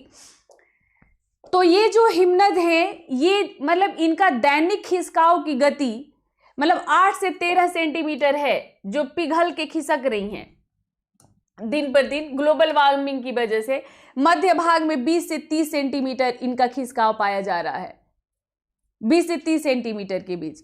तो चौड़ीबाड़ी ग्लेशियर केदारनाथ मंदिर के उत्तर में अवस्थित है, जिसे हम लोग रुद्रप्रयाग कहते हैं। तो केदारनाथ मंदिर देखा है ना आपने, जब भी दिखाया जाता है चारों तरफ बर्फ होता है, क्योंकि चौड़ीबाड़ी ग्लेशियर, केदारनाथ खुद वहां पर जो है वो एक ग्लेशियर के बीच में केदारनाथ अवस्थित है। तो उसके जो है उत्तर में चौड़ीबाड़ी ग्लेशियर है। तो इस भाग के पिघलने से एक सरोवर बन गया है वहां पर। तो उसका जो है हम लोगों ने नाम रखा है गांधी सरोवर। जितनी भी हिमालयन नदियां हैं, हिमालयन नदियां नई हैं प्रायद्वीपीय नदियों से, और ये जो हिमालयन नदियां हैं ये सब किसी न किसी ग्लेशियर से ही इनका ओरिजिन है, किसी न किसी ग्लेशियर से ही ये लोग पिघल करके आई हैं। ये मैं आप लोगों को मेरा फर्स्ट और सेकंड क्लास देखना, सेकंड क्लास में मैं आप लोगों को जो है ये पढ़ा चुकी हूँ, क्योंकि मैं इस पर आप लोगों के स्पेशल क्लास में MCQ सेशन भी ले चुकी हूँ। अगर नहीं पढ़ाया होगा तो फिर मैं पढ़ाऊंगी ही। सारी नदियों का उद्गम स्थल, तो मिलाम हिमनद शारदा नदी और गंगोत्री हिमनद गंगा नदी का उद्गम स्थल है, जो मिलाम हिमनद मैंने आपको बताया, जो कि कुमाऊं हिमालय में है। और विश्व का सबसे बड़ा ग्लेशियर जो है वो पामीर क्षेत्र में है, पामीर क्षेत्र में, जिसको हम लोग कहते हैं फेडचेनको ग्लेशियर। इसको हम लोग फेडचेनको ग्लेशियर कहते हैं। ये विश्व का सबसे बड़ा ग्लेशियर है जो पामीर क्षेत्र में स्थित है।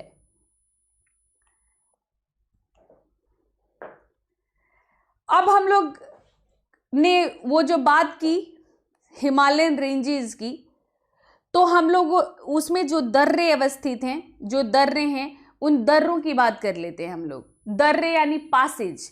जैसे मान लो कि ये पूरा, ये क्या है, ये पर्वत है, ये पूरा यहाँ तक, मतलब ये पूरा ऐसे फैला हुआ है। इस तरफ भी ये मान लो मैदान है, ये मैदान है, और यहाँ पर भी ये मैदान है। इसके बीच में एक बड़ा सा पर्वत है। अब हमको यहाँ तक जाना है, पर बीच में तो पहाड़ है। तो इसी में भूगार्भिक हलचलों की वजह से एक पतला सा जो है ये दर्रा, पतला एकदम निचले, वो भी निचले सतह में एक पतला सा ऐसे पास निकल जाता है, दर्रा निकल जाता है, जो हमको इस पार से उस पार लेकर चला जाता है। इसी को हम लोग इंग्लिश में पासेज कहते हैं और हिंदी में हम दर्रा कहते हैं। और ऐसे ही दर्रों से, जैसे आपको मैं इतिहास पढ़ाती हूँ, तो जैसे खैबर दर्रा है आपका,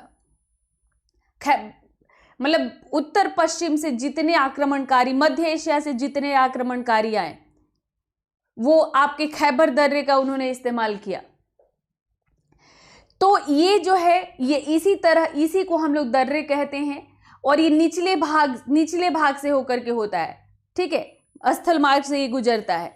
तो इसमें जो ये प्रमुख दर्रे हैं, तो मैं PDF शेयर कर दूंगी, तो आप लोग ये देख लेना कि ये आपका जो है, मतलब ये सारा स्टेट वाइज ये सारा दर्रा दे दिया है। जैसे ये जम्मू एंड कश्मीर का, ये हिमाचल प्रदेश का, ये आपका उत्तराखंड का है, और ये जो है आपका सिक्किम का है, ये आपका मणिपुर, और ये अरुणाचल प्रदेश। तो ये मतलब आपका जो है स्टेट वाइज है। और बाकी मैं इनके बारे में थोड़ा थोड़ा आपको बता देती हूँ। तो एक स्टेट को पकड़ के करेंगे, तो सबसे पहले हम लोग बात करते हैं, अभी जो हम लोग कश्मीर की बात करेंगे, कश्मीर लद्दाख की। तो चांगला ये लद्दाख में स्थित है, चांगला। और यह विश्व का खारदुंगला के पश्चात द्वितीय सबसे ऊंचा सड़क है ये यहाँ पर, ठीक है। द्वितीय सबसे, जिसको हम लोग लेह लद्दाख, मतलब अगर यहाँ पर आप बात करेंगे तो जो है हम लोग जब राजमार्गों की बात करते हैं, तो सबसे ऊंचा राजमार्ग जो है वो लेह वाला है। तो ये यहीं पर, ठीक है। फिर काराकोरम दर्रा हम लोग बात करते हैं तो ये भी लद्दाख क्षेत्र के काराकोरम पहाड़ियों में स्थित है और इस दर्रा से होकर यारकंद और तारिम बेसिन को मार्ग जाता है। ये भारत का सबसे ऊंचा दर्रा है, ये भारत का सबसे ऊंचा दर्रा है। फिर जोजिला दर्रा, ये दर्रा भी लद्दाख के जास्कर श्रेणी में स्थित है। ये दर्रा कहां पर है? जास्कर श्रेणी में स्थित है। सबसे इंपॉर्टेंट ये है कि आप वो दर्रा, वो पासेज कहां पर, किस जगह पर, किस राज्य में है और किस पर्वत में है, यही आपको पूछा जाता है। किस राज्य में, किस पर्वत में और वो किसको जोड़ता है, ये 3 चीज आपको दर्रे से पूछा जाता है। तो जोजिला दर्रा जास्कर श्रेणी में और ये श्रीनगर से लेह मार्ग को जो है, श्रीनगर से लेह तक ये जो है गुजरता है, मतलब उसको जोड़ता है। बुर्जिला दर्रा, जो बुर्जिला दर्रा है ये श्रीनगर को गिलगिट से जोड़ता है और ये दर्रा कश्मीर और मध्य एशिया के बीच, कश्मीर और मध्य एशिया के बीच जो है ये आवागमन का एक तरह से पारंपरिक मार्ग है, यानी पुराना मार्ग है, इसको इस्तेमाल किया गया है। पीर पंजाल, तो ये पीर पंजाल, जाहिर है पीर पंजाल में, और ये दर्रा जम्मू कश्मीर राज्य के दक्षिण पश्चिम में है और ये दर्रा जो है कुलगांव है, वहां पर कुलगांव से कोठी जाने का मार्ग जो है यहां से गुजरता है। बनिहाल दर्रा, ये जम्मू कश्मीर दक्षिण के पश्चिम में, ये भी पीर पंजाल श्रेणियों में, और इस दर्रे से जम्मू से श्रीनगर जाने का मार्ग गुजरता है। मतलब जम्मू से जब आप श्रीनगर जाते हैं तो आप मतलब बनिहाल दर्रे को से होते हुए जाएंगे और पीर पंजाल श्रेणी में है ये। और जो जवाहर सुरंग है, जो भारत का सबसे बड़ा टनल है जवाहर सुरंग, वो इसी में स्थित है। अभी इसी जगह पर जो है एक टनल मोदी जी ने बनाया है, जिसका उद्घाटन कर दिया है मोदी जी ने, वो जवाहर सुरंग से भी सुना है बड़ा है वो, ठीक है। तो शिपकिला, अब बात करते हैं हम लोग कश्मीर के बाद हिमाचल प्रदेश की। तो ये हिमाचल प्रदेश, इसमें रोहतांग दर्रा है, शिपकिला है, बड़ा लाचा दर्रा है। हिमाचल प्रदेश में कौन कौन से दर्रे हैं? तो रोहतांग, शिपकिला, बड़ाला। तो जो शिपकिला दर्रा है ये जास्कर श्रेणी में स्थित है। जास्कर श्रेणी जो ट्रांस हिमालय की श्रेणी है निचली वाली, तो ये जास्कर श्रेणी में है और ये जो है शिमला को तिब्बत से जोड़ता है।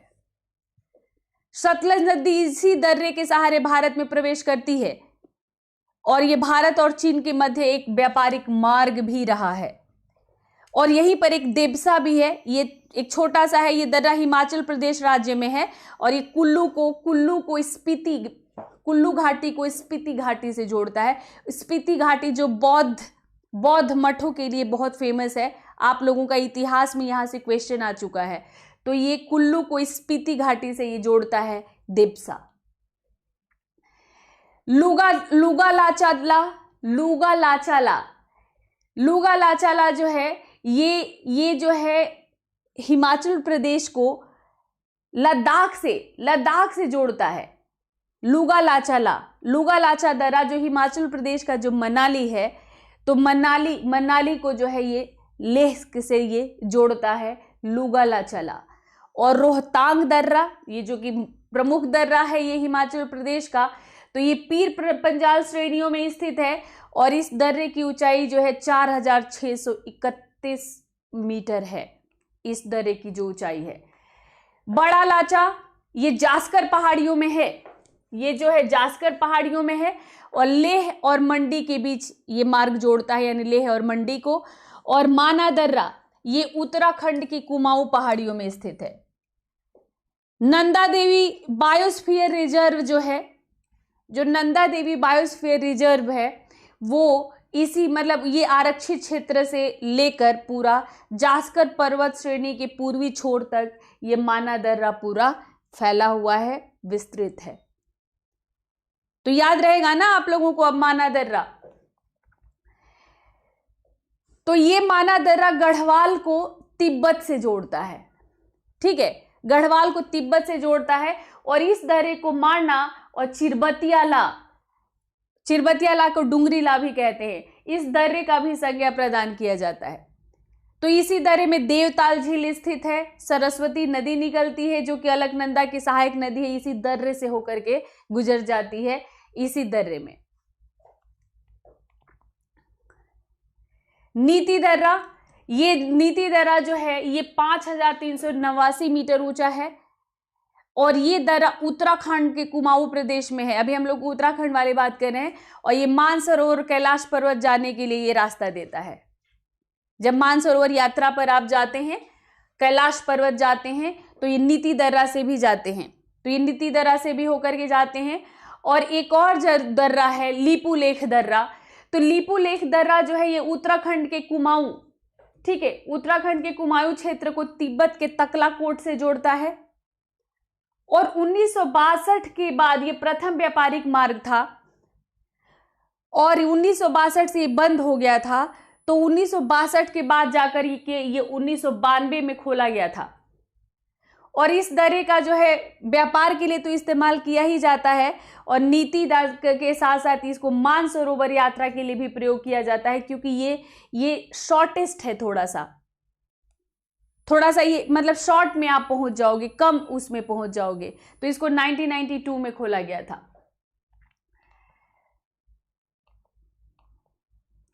फिर है आपका ये डोंगिया दर्रा, ये सिक्किम में है। अब हम लोग जैसे बात करते हैं सिक्किम की, तो ये सिक्किम राज्य में है। सिक्किम राज्य के पास ये भारत की सबसे सर्वोच्च ऊंचाई वाली झील चोलाम स्थित है यहाँ पर। और इसके बाद जो है आपका जेलेपला है, ये भी सिक्किम में है। जेलेपला ये इसका एक अपना सामरिक महत्व रहा है। ये महत्वपूर्ण इसलिए है कि इसका एक सामरिक महत्व रहा है क्योंकि वहाँ पर जो है आपका चीन है। तो नाथुला, जेलेपला, दार्जिलिंग, ये सब चुंबी घाटी से होकर तिब्बत जाने का मार्ग ये सब निकालते हैं। ठीक है। बोमडिला ये अरुणाचल प्रदेश, मतलब अब हम लोग अरुणाचल प्रदेश की बात कर रहे हैं। तो बोमडिला जो है अरुणाचल प्रदेश में है और ये त्वांग घाटी से होकर तिब्बत जाने का, लहासा, तिब्बत में लहासा जाने का ये मार्ग देता है बोमडिला दर्रा। मतलब दर्रे से खूब क्वेश्चन आता है भर भर के एकदम, यूपीएससी में भी और पीसीएस में भी। तो ये मतलब एक बार तो पूरा का पूरा मैंने जब सारे दर्रे ही याद किए थे और इसमें भी बड़ा अच्छा ट्रिक बन जाता है। जैसे अरुणाचल प्रदेश वाले जितने हैं, मतलब अरुणाचल प्रदेश वाले एकदम थोड़ा नेम से ही आपको लगेंगे कि अरुणाचल प्रदेश वाले हैं। अरुणाचल प्रदेश और सिक्किम वाले ये अलग से ही थोड़े से नेम्स हो जाते हैं।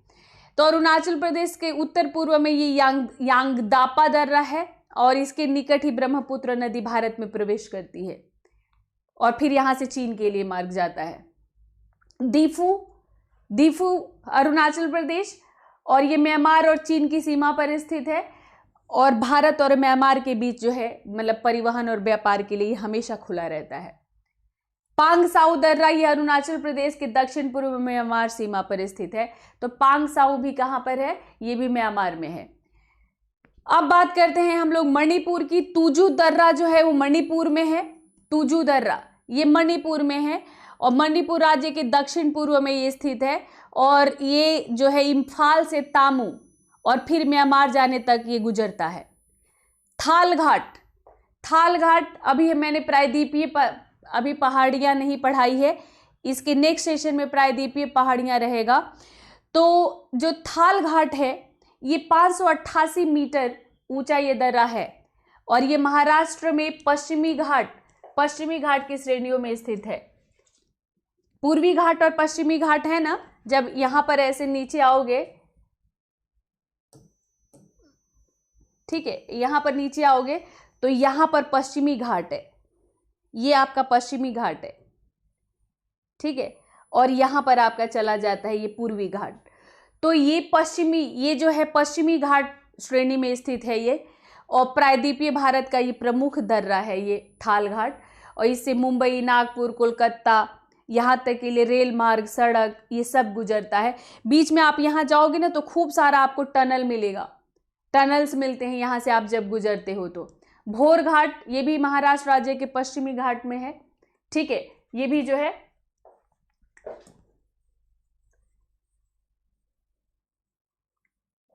ये गलती से टाइप किया गया है। पाल घाट ये केरल के मध्य पूर्व में स्थित है। आप लोगों में से कुछ लोग महाराष्ट्र के होंगे तो महाराष्ट्र और गुजरात के बीच में एक छोटा सा एक जगह आता है, पालघाट कहते हैं उसको। तो ये वो पालघाट नहीं है। मैंने जब पहली बार जब मैं जैसे क्लास 7th 8th में जब मैंने इस दर्रे के बारे में, इस पासेज के बारे में पढ़ा था, तो मैं क्योंकि मुंबई में पालघाट में मेरे एक रिलेटिव रहते थे, मैं अक्सर जाती थी, वहाँ पर बहुत सारी फैक्ट्रीज हैं। तो जो आप लोगों में से महाराष्ट्र के होंगे शायद वो जानते होंगे। तो ये बिल्कुल गुजरात और महाराष्ट्र के बॉर्डर पर पालघाट है। पर ये पालघाट वो नहीं है, ये पालघाट केरल में है ये। और ये जो है नीलगिरी और अन्नामलई, जैसे मैंने आपको जब यहाँ पर मैप बनाया था ना, तो यहाँ पर जो है आपका, जब यहाँ पर आप आते हो, जब यहाँ पर जो आते हो, तो यहाँ पर ये आपका पश्चिमी घाट जाता है, ये आपका पश्चिमी घाट है और ये आपका पूर्वी घाट शुरू हुआ। तो पश्चिमी घाट और पूर्वी घाट को नीलगिरी की पहाड़ियां जोड़ती हैं। नीलगिरी की पहाड़ियां आपके पश्चिमी घाट और पूर्वी घाट को जोड़ती हैं। तो नीलगिरी और अन्नामलई की पहाड़ियों के मध्य ये पालघाट स्थित है। तो केरल में है ये, ठीक है। तो ये पालघाट याद रखिएगा। इसी तरह एक गोरान घाट है। तो ये जो गोरान घाट है ये राजस्थान में जहाँ पर से अरावली रेंज जो जाता है आपका, तो ये राजस्थान के सिरोही जालोर शहर को ये मतलब जोड़ता है। ये पश्चिमी घाट श्रेणी के सह्याद्री पर्वत का उदयपुर जो शहर है उसको ये जोड़ता है। और गुरु शिखर को जो है माउंट आबू से ये अलग करता है। जैसे अरावली पहाड़ी का सबसे ऊंचा चोटी गुरु शिखर को ये माउंट आबू से अलग करता है। और बाकी जो सी लेवल तो मतलब ऐसी है, आप याद रख सकते हैं। तो 360 मीटर ऊंचाई पर है ये, ठीक है। कोई डाउट? पीडीएफ शेयर कर दूंगी आप लोगों के लिए, बहुत इंपॉर्टेंट है ये। दर्रे बहुत इंपॉर्टेंट होते हैं और उसको मैं एक्सप्लेन कर रही हूँ, फिर आप उसको रिवाइज करोगे तो फिर आपको ये याद हो जाएगा। सेनकोट्टा दर्रा ये केरल राज्य में इलायची पहाड़ी पर है। कार्डेमम पहाड़ी कहते हैं इसको, मतलब इंग्लिश में इसको कार्डेमम कहते हैं। और ये तमिलनाडु को केरल से जोड़ता है। उत्तराखंड में थांगला छूट गया था इसलिए यहां पर डाल दिया मैंने, थांगला जो कि उत्तराखंड का है। ये लास्ट में मैंने ये दे दिया है आप लोगों का, ये कुछ पर्वत चोटियां हैं और ये कहाँ पर स्थित हैं और उनकी ऊंचाई कितनी है वो मैंने दे दिया है। जैसे आप जानते हैं कि भारत की सबसे ऊंची चोटी K2 है। माउंट एवरेस्ट भारत में तो है नहीं, तो भारत का तो सबसे ऊंचा जो है K2 ही होता है। और ये जो है आपका माउंट एवरेस्ट आपका चला गया आपका नेपाल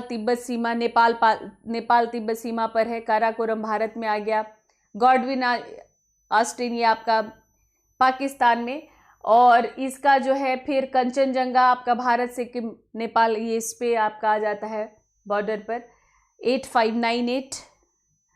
और मकालू नेपाल हो गया, धौलागिरी नेपाल है, नंगा पर्वत भारत में, अन्नपूर्णा नंदा देवी, ये दोनों जो है मतलब नंदा देवी भारत में, अन्नपूर्णा नेपाल में चला जाता है, नामचा बरवा तिब्बत में। ये मुख्य ठीक है, ये मुख्य जो है ये पहाड़ियां हैं।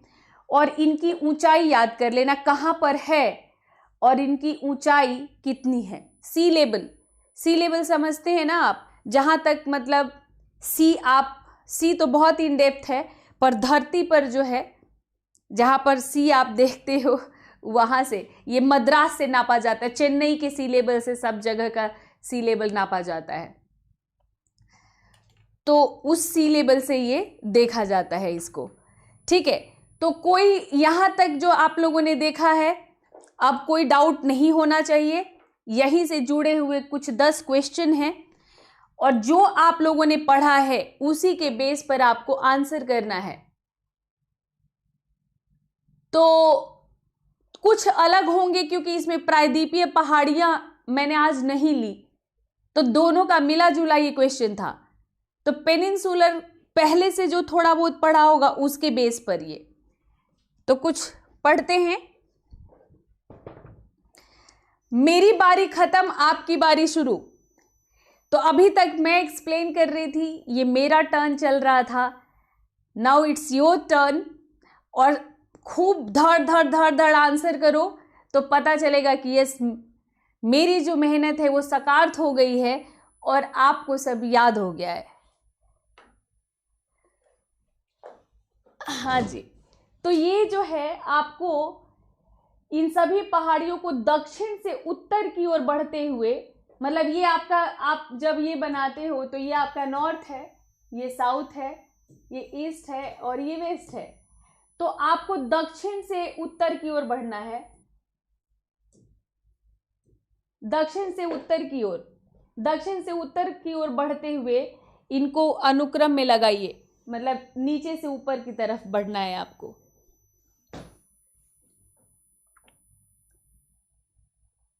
तो मतलब इसमें हो सकता है कि पूरा दक्षिण की कोई पहाड़ी ना हो तो आपका यहीं से शुरू हो जाए, पर आपको वैसे ही करना है।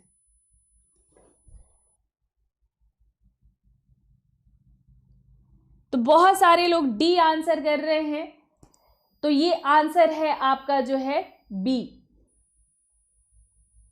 ये बी आंसर है। तो ये जैसे जब आप देखेंगे तो सतमाला पहाड़ियां हैं, सतमाला, ठीक है, सतमाला है, फिर कैमूर की पहाड़ी आएंगी, सॉरी, फिर नागा पहाड़ियां आती हैं और तब जाकर पीर पंजाल पहाड़ियां आती हैं। और आपने उल्टा कर दिया था, आपने ऊपर से नीचे कर दिया था। तो जो लोग डी कर रहे थे उन्होंने ऊपर से नीचे कर दिया। मैंने आपको कहा था नीचे से ऊपर की तरफ बढ़ना है, तो पीर पंजाल तो सबसे ऊपर जाएगा ना, आपको नीचे से ऊपर जाना था, आप आ गए ऊपर से नीचे।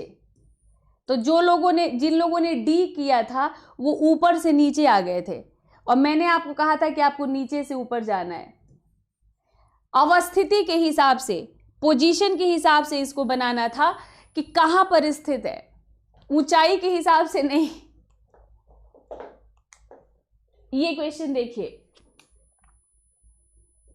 दक्षिण भारत के भगवान रंगनाथा, जिन्हें भगवान वेंकटेश भी कहते हैं, उनका मंदिर किस पहाड़ी पर स्थित है?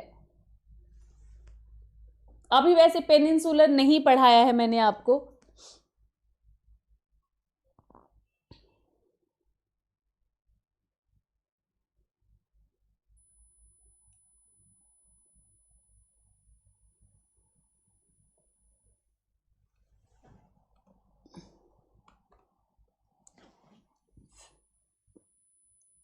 तो काफी सारे लोग आंसर बी कर रहे हैं, तो राइट आंसर देख लीजिए, तिरुमाला पहाड़ी, ये बी ही है। और इन्हीं को हम लोग तिरुपति कहते हैं। तिरुपति जी हम लोग इन्हीं को कहते हैं। आपकी फैमिली में से बहुत सारे लोग गए भी होंगे।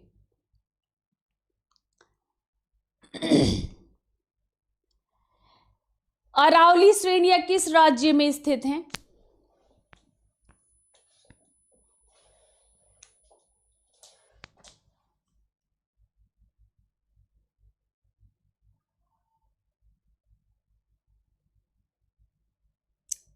अरावली श्रेणियां किस राज्य में स्थित हैं?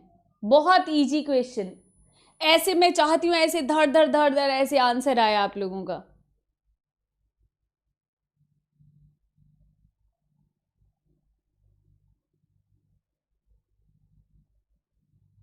Very good, very good. हाँ जी, तो ये ए है, राजस्थान, ठीक है।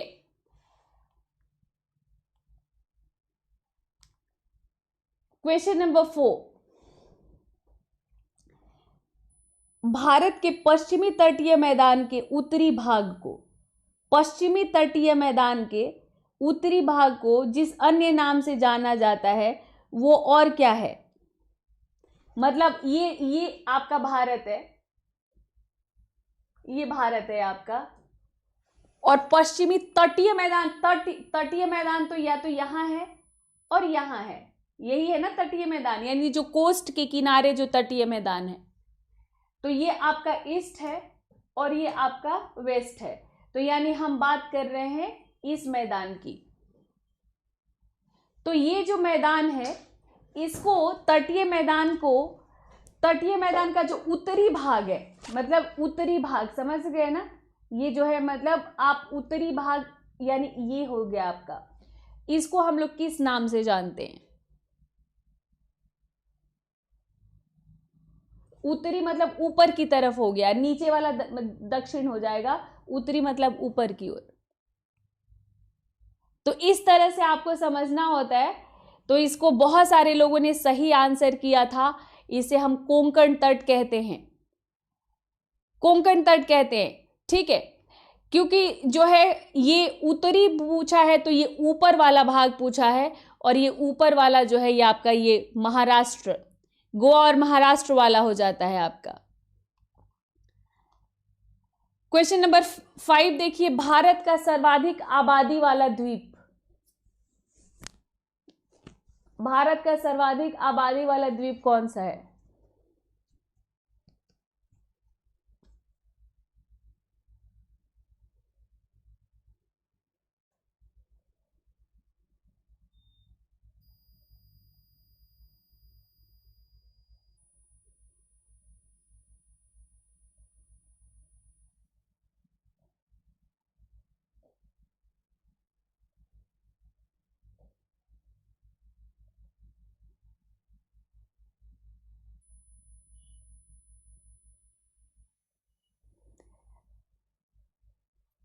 तो अभी तक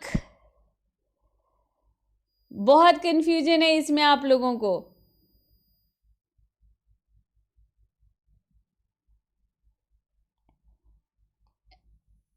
तो सबसे सर्वाधिक आबादी वाला द्वीप जो है वो सालसेट है, ठीक है।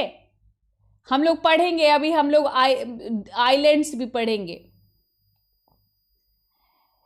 क्वेश्चन नंबर 6 देखिए, सर्वाधिक तटीय अपरदन कैसे होता है? तटीय अपरदन समझ रहे हैं ना, जो कोस्टल इरोजन है वो कैसे होता है?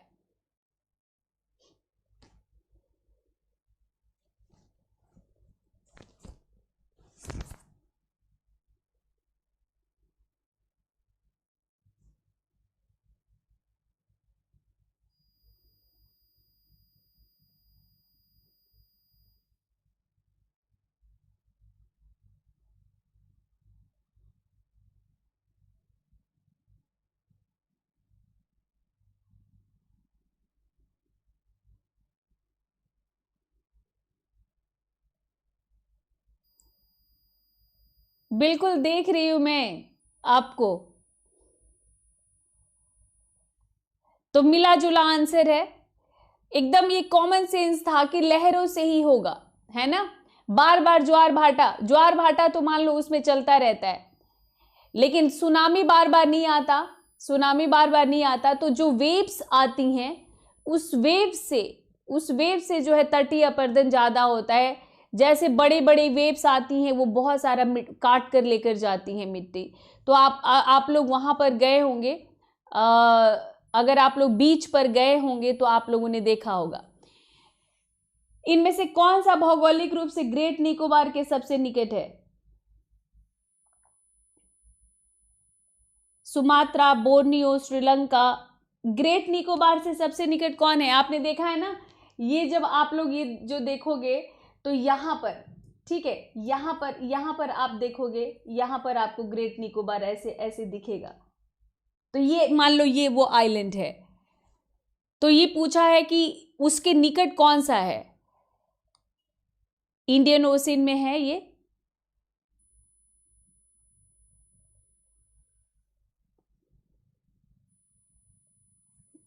तो काफी सारे लोगों का जो है सही आंसर था और मुझे बहुत अच्छा लगा।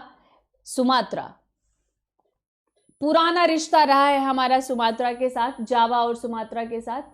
क्वेश्चन नंबर 8 देखिए, मध्य भारत में जो स्थित पहाड़ियां हैं, तो मध्य भारत में जो स्थित पहाड़ियां हैं, पहाड़ियों का पश्चिम से उनका पर्वतों का सही क्रम कौन सा है? यहां स्पेलिंग मिस्टेक है, मतलब पश्चिम से आपको लिखना है, पश्चिम से पर्वतों का कौन सा एक सही क्रम है? पश्चिम, समझ गए ना, मतलब ये आपका ईस्ट और वेस्ट। तो आपको बताना है ऐसे, मतलब यहां से शुरू करके और ऐसे आपको बताना है। तो आपको पश्चिम से पूर्व बताना है आपको। पश्चिम से पूर्व पर्वतों का एक सही क्रम आपको बताना है।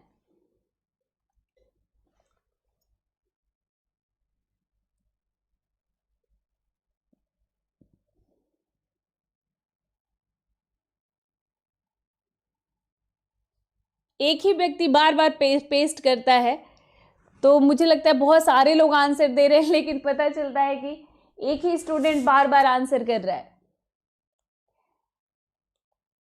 तो बी, जिन लोगों ने बी कहा वो लोग सही हैं, बहुत अच्छा लग रहा है मुझे।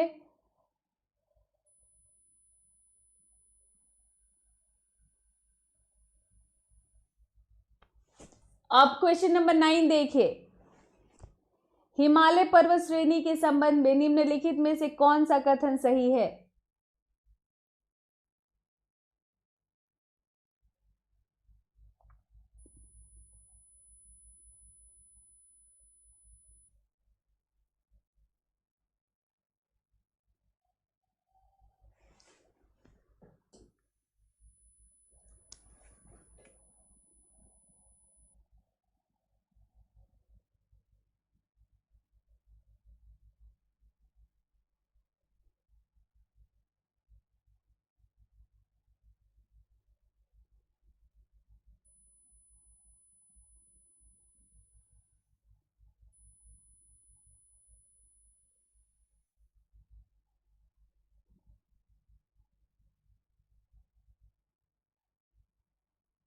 आंसर नहीं आया आप लोगों का?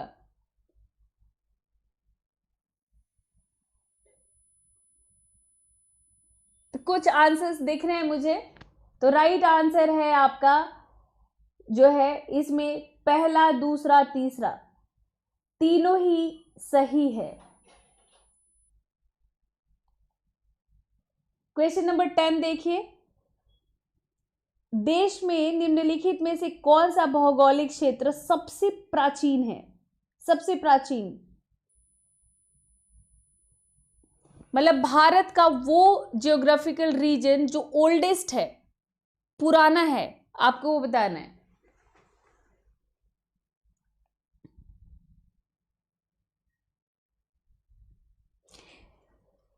अभी पेपर 3 में मैंने एनवायरमेंट शुरू तो कर दिया है, पेपर 3 में एनवायरमेंट मैंने शुरू कर दिया है, और एनवायरमेंट अभी इतने सारे सब्जेक्ट शुरू किए हैं, पहले इसको कंप्लीट होने दीजिए, फिर नेक्स्ट करेंगे उसमें।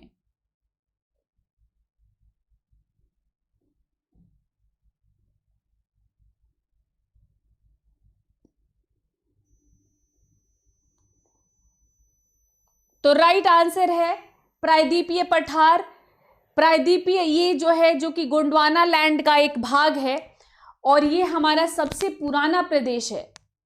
ठीक है, ये सबसे पुराना प्रदेश है, इसीलिए यहाँ की नदियां भी बूढ़ी हो चुकी हैं। तो ये हम लोगों का आज मैंने आप लोगों को जो भौतिक विभाजन है भारत का, उसमें मैंने सबसे ऊपर से शुरू किया है, और सबसे ऊपर से मैंने जो है हिमालयन रेंज आज आपको पढ़ाया। और अब मैं आप लोगों को जो नेक्स्ट में जो आप लोगों को पढ़ाऊंगी, पहले वो ख़त्म करेंगे पहाड़ियाँ, पर्वत, पठार। तो इसमें फिर मैं अब आप लोगों का पेनिनसुलर शुरू कर दूंगी, हिमालयन के बाद पेनिनसुलर शुरू कर दूंगी मैं। ठीक है, तो नेक्स्ट क्लास में ज्योग्राफी का वो रहेगा। तो कल एनसीईआरटी रहेगा आप लोगों को शाम तक। एक बार आप जरूर आप लोगों ने सब्सक्राइब कर लिया है ना? सब लोग चैनल को सब्सक्राइब कर लो ताकि आपको नोटिफिकेशन मिलता रहे, और आपको नोटिफिकेशन मिल जाएगा, नोटिफिकेशन आपको इवनिंग तक मिल जाएगा कि कल मैं कौन सा एनसीईआरटी कवर कर रही हूँ। ये एक मैराथन सेशन होगा और आप सब लोगों को उसको कवर करना है। ठीक है, तो चलिए फिर मिलते हैं कल 11 बजे का वो सेशन आप लोगों को एकदम हिट बनाना है। आज का मुद्दा तो कल 11 AM पहले आज का मुद्दा आप लोग जरूर लेंगे। चलिए फिर मिलते हैं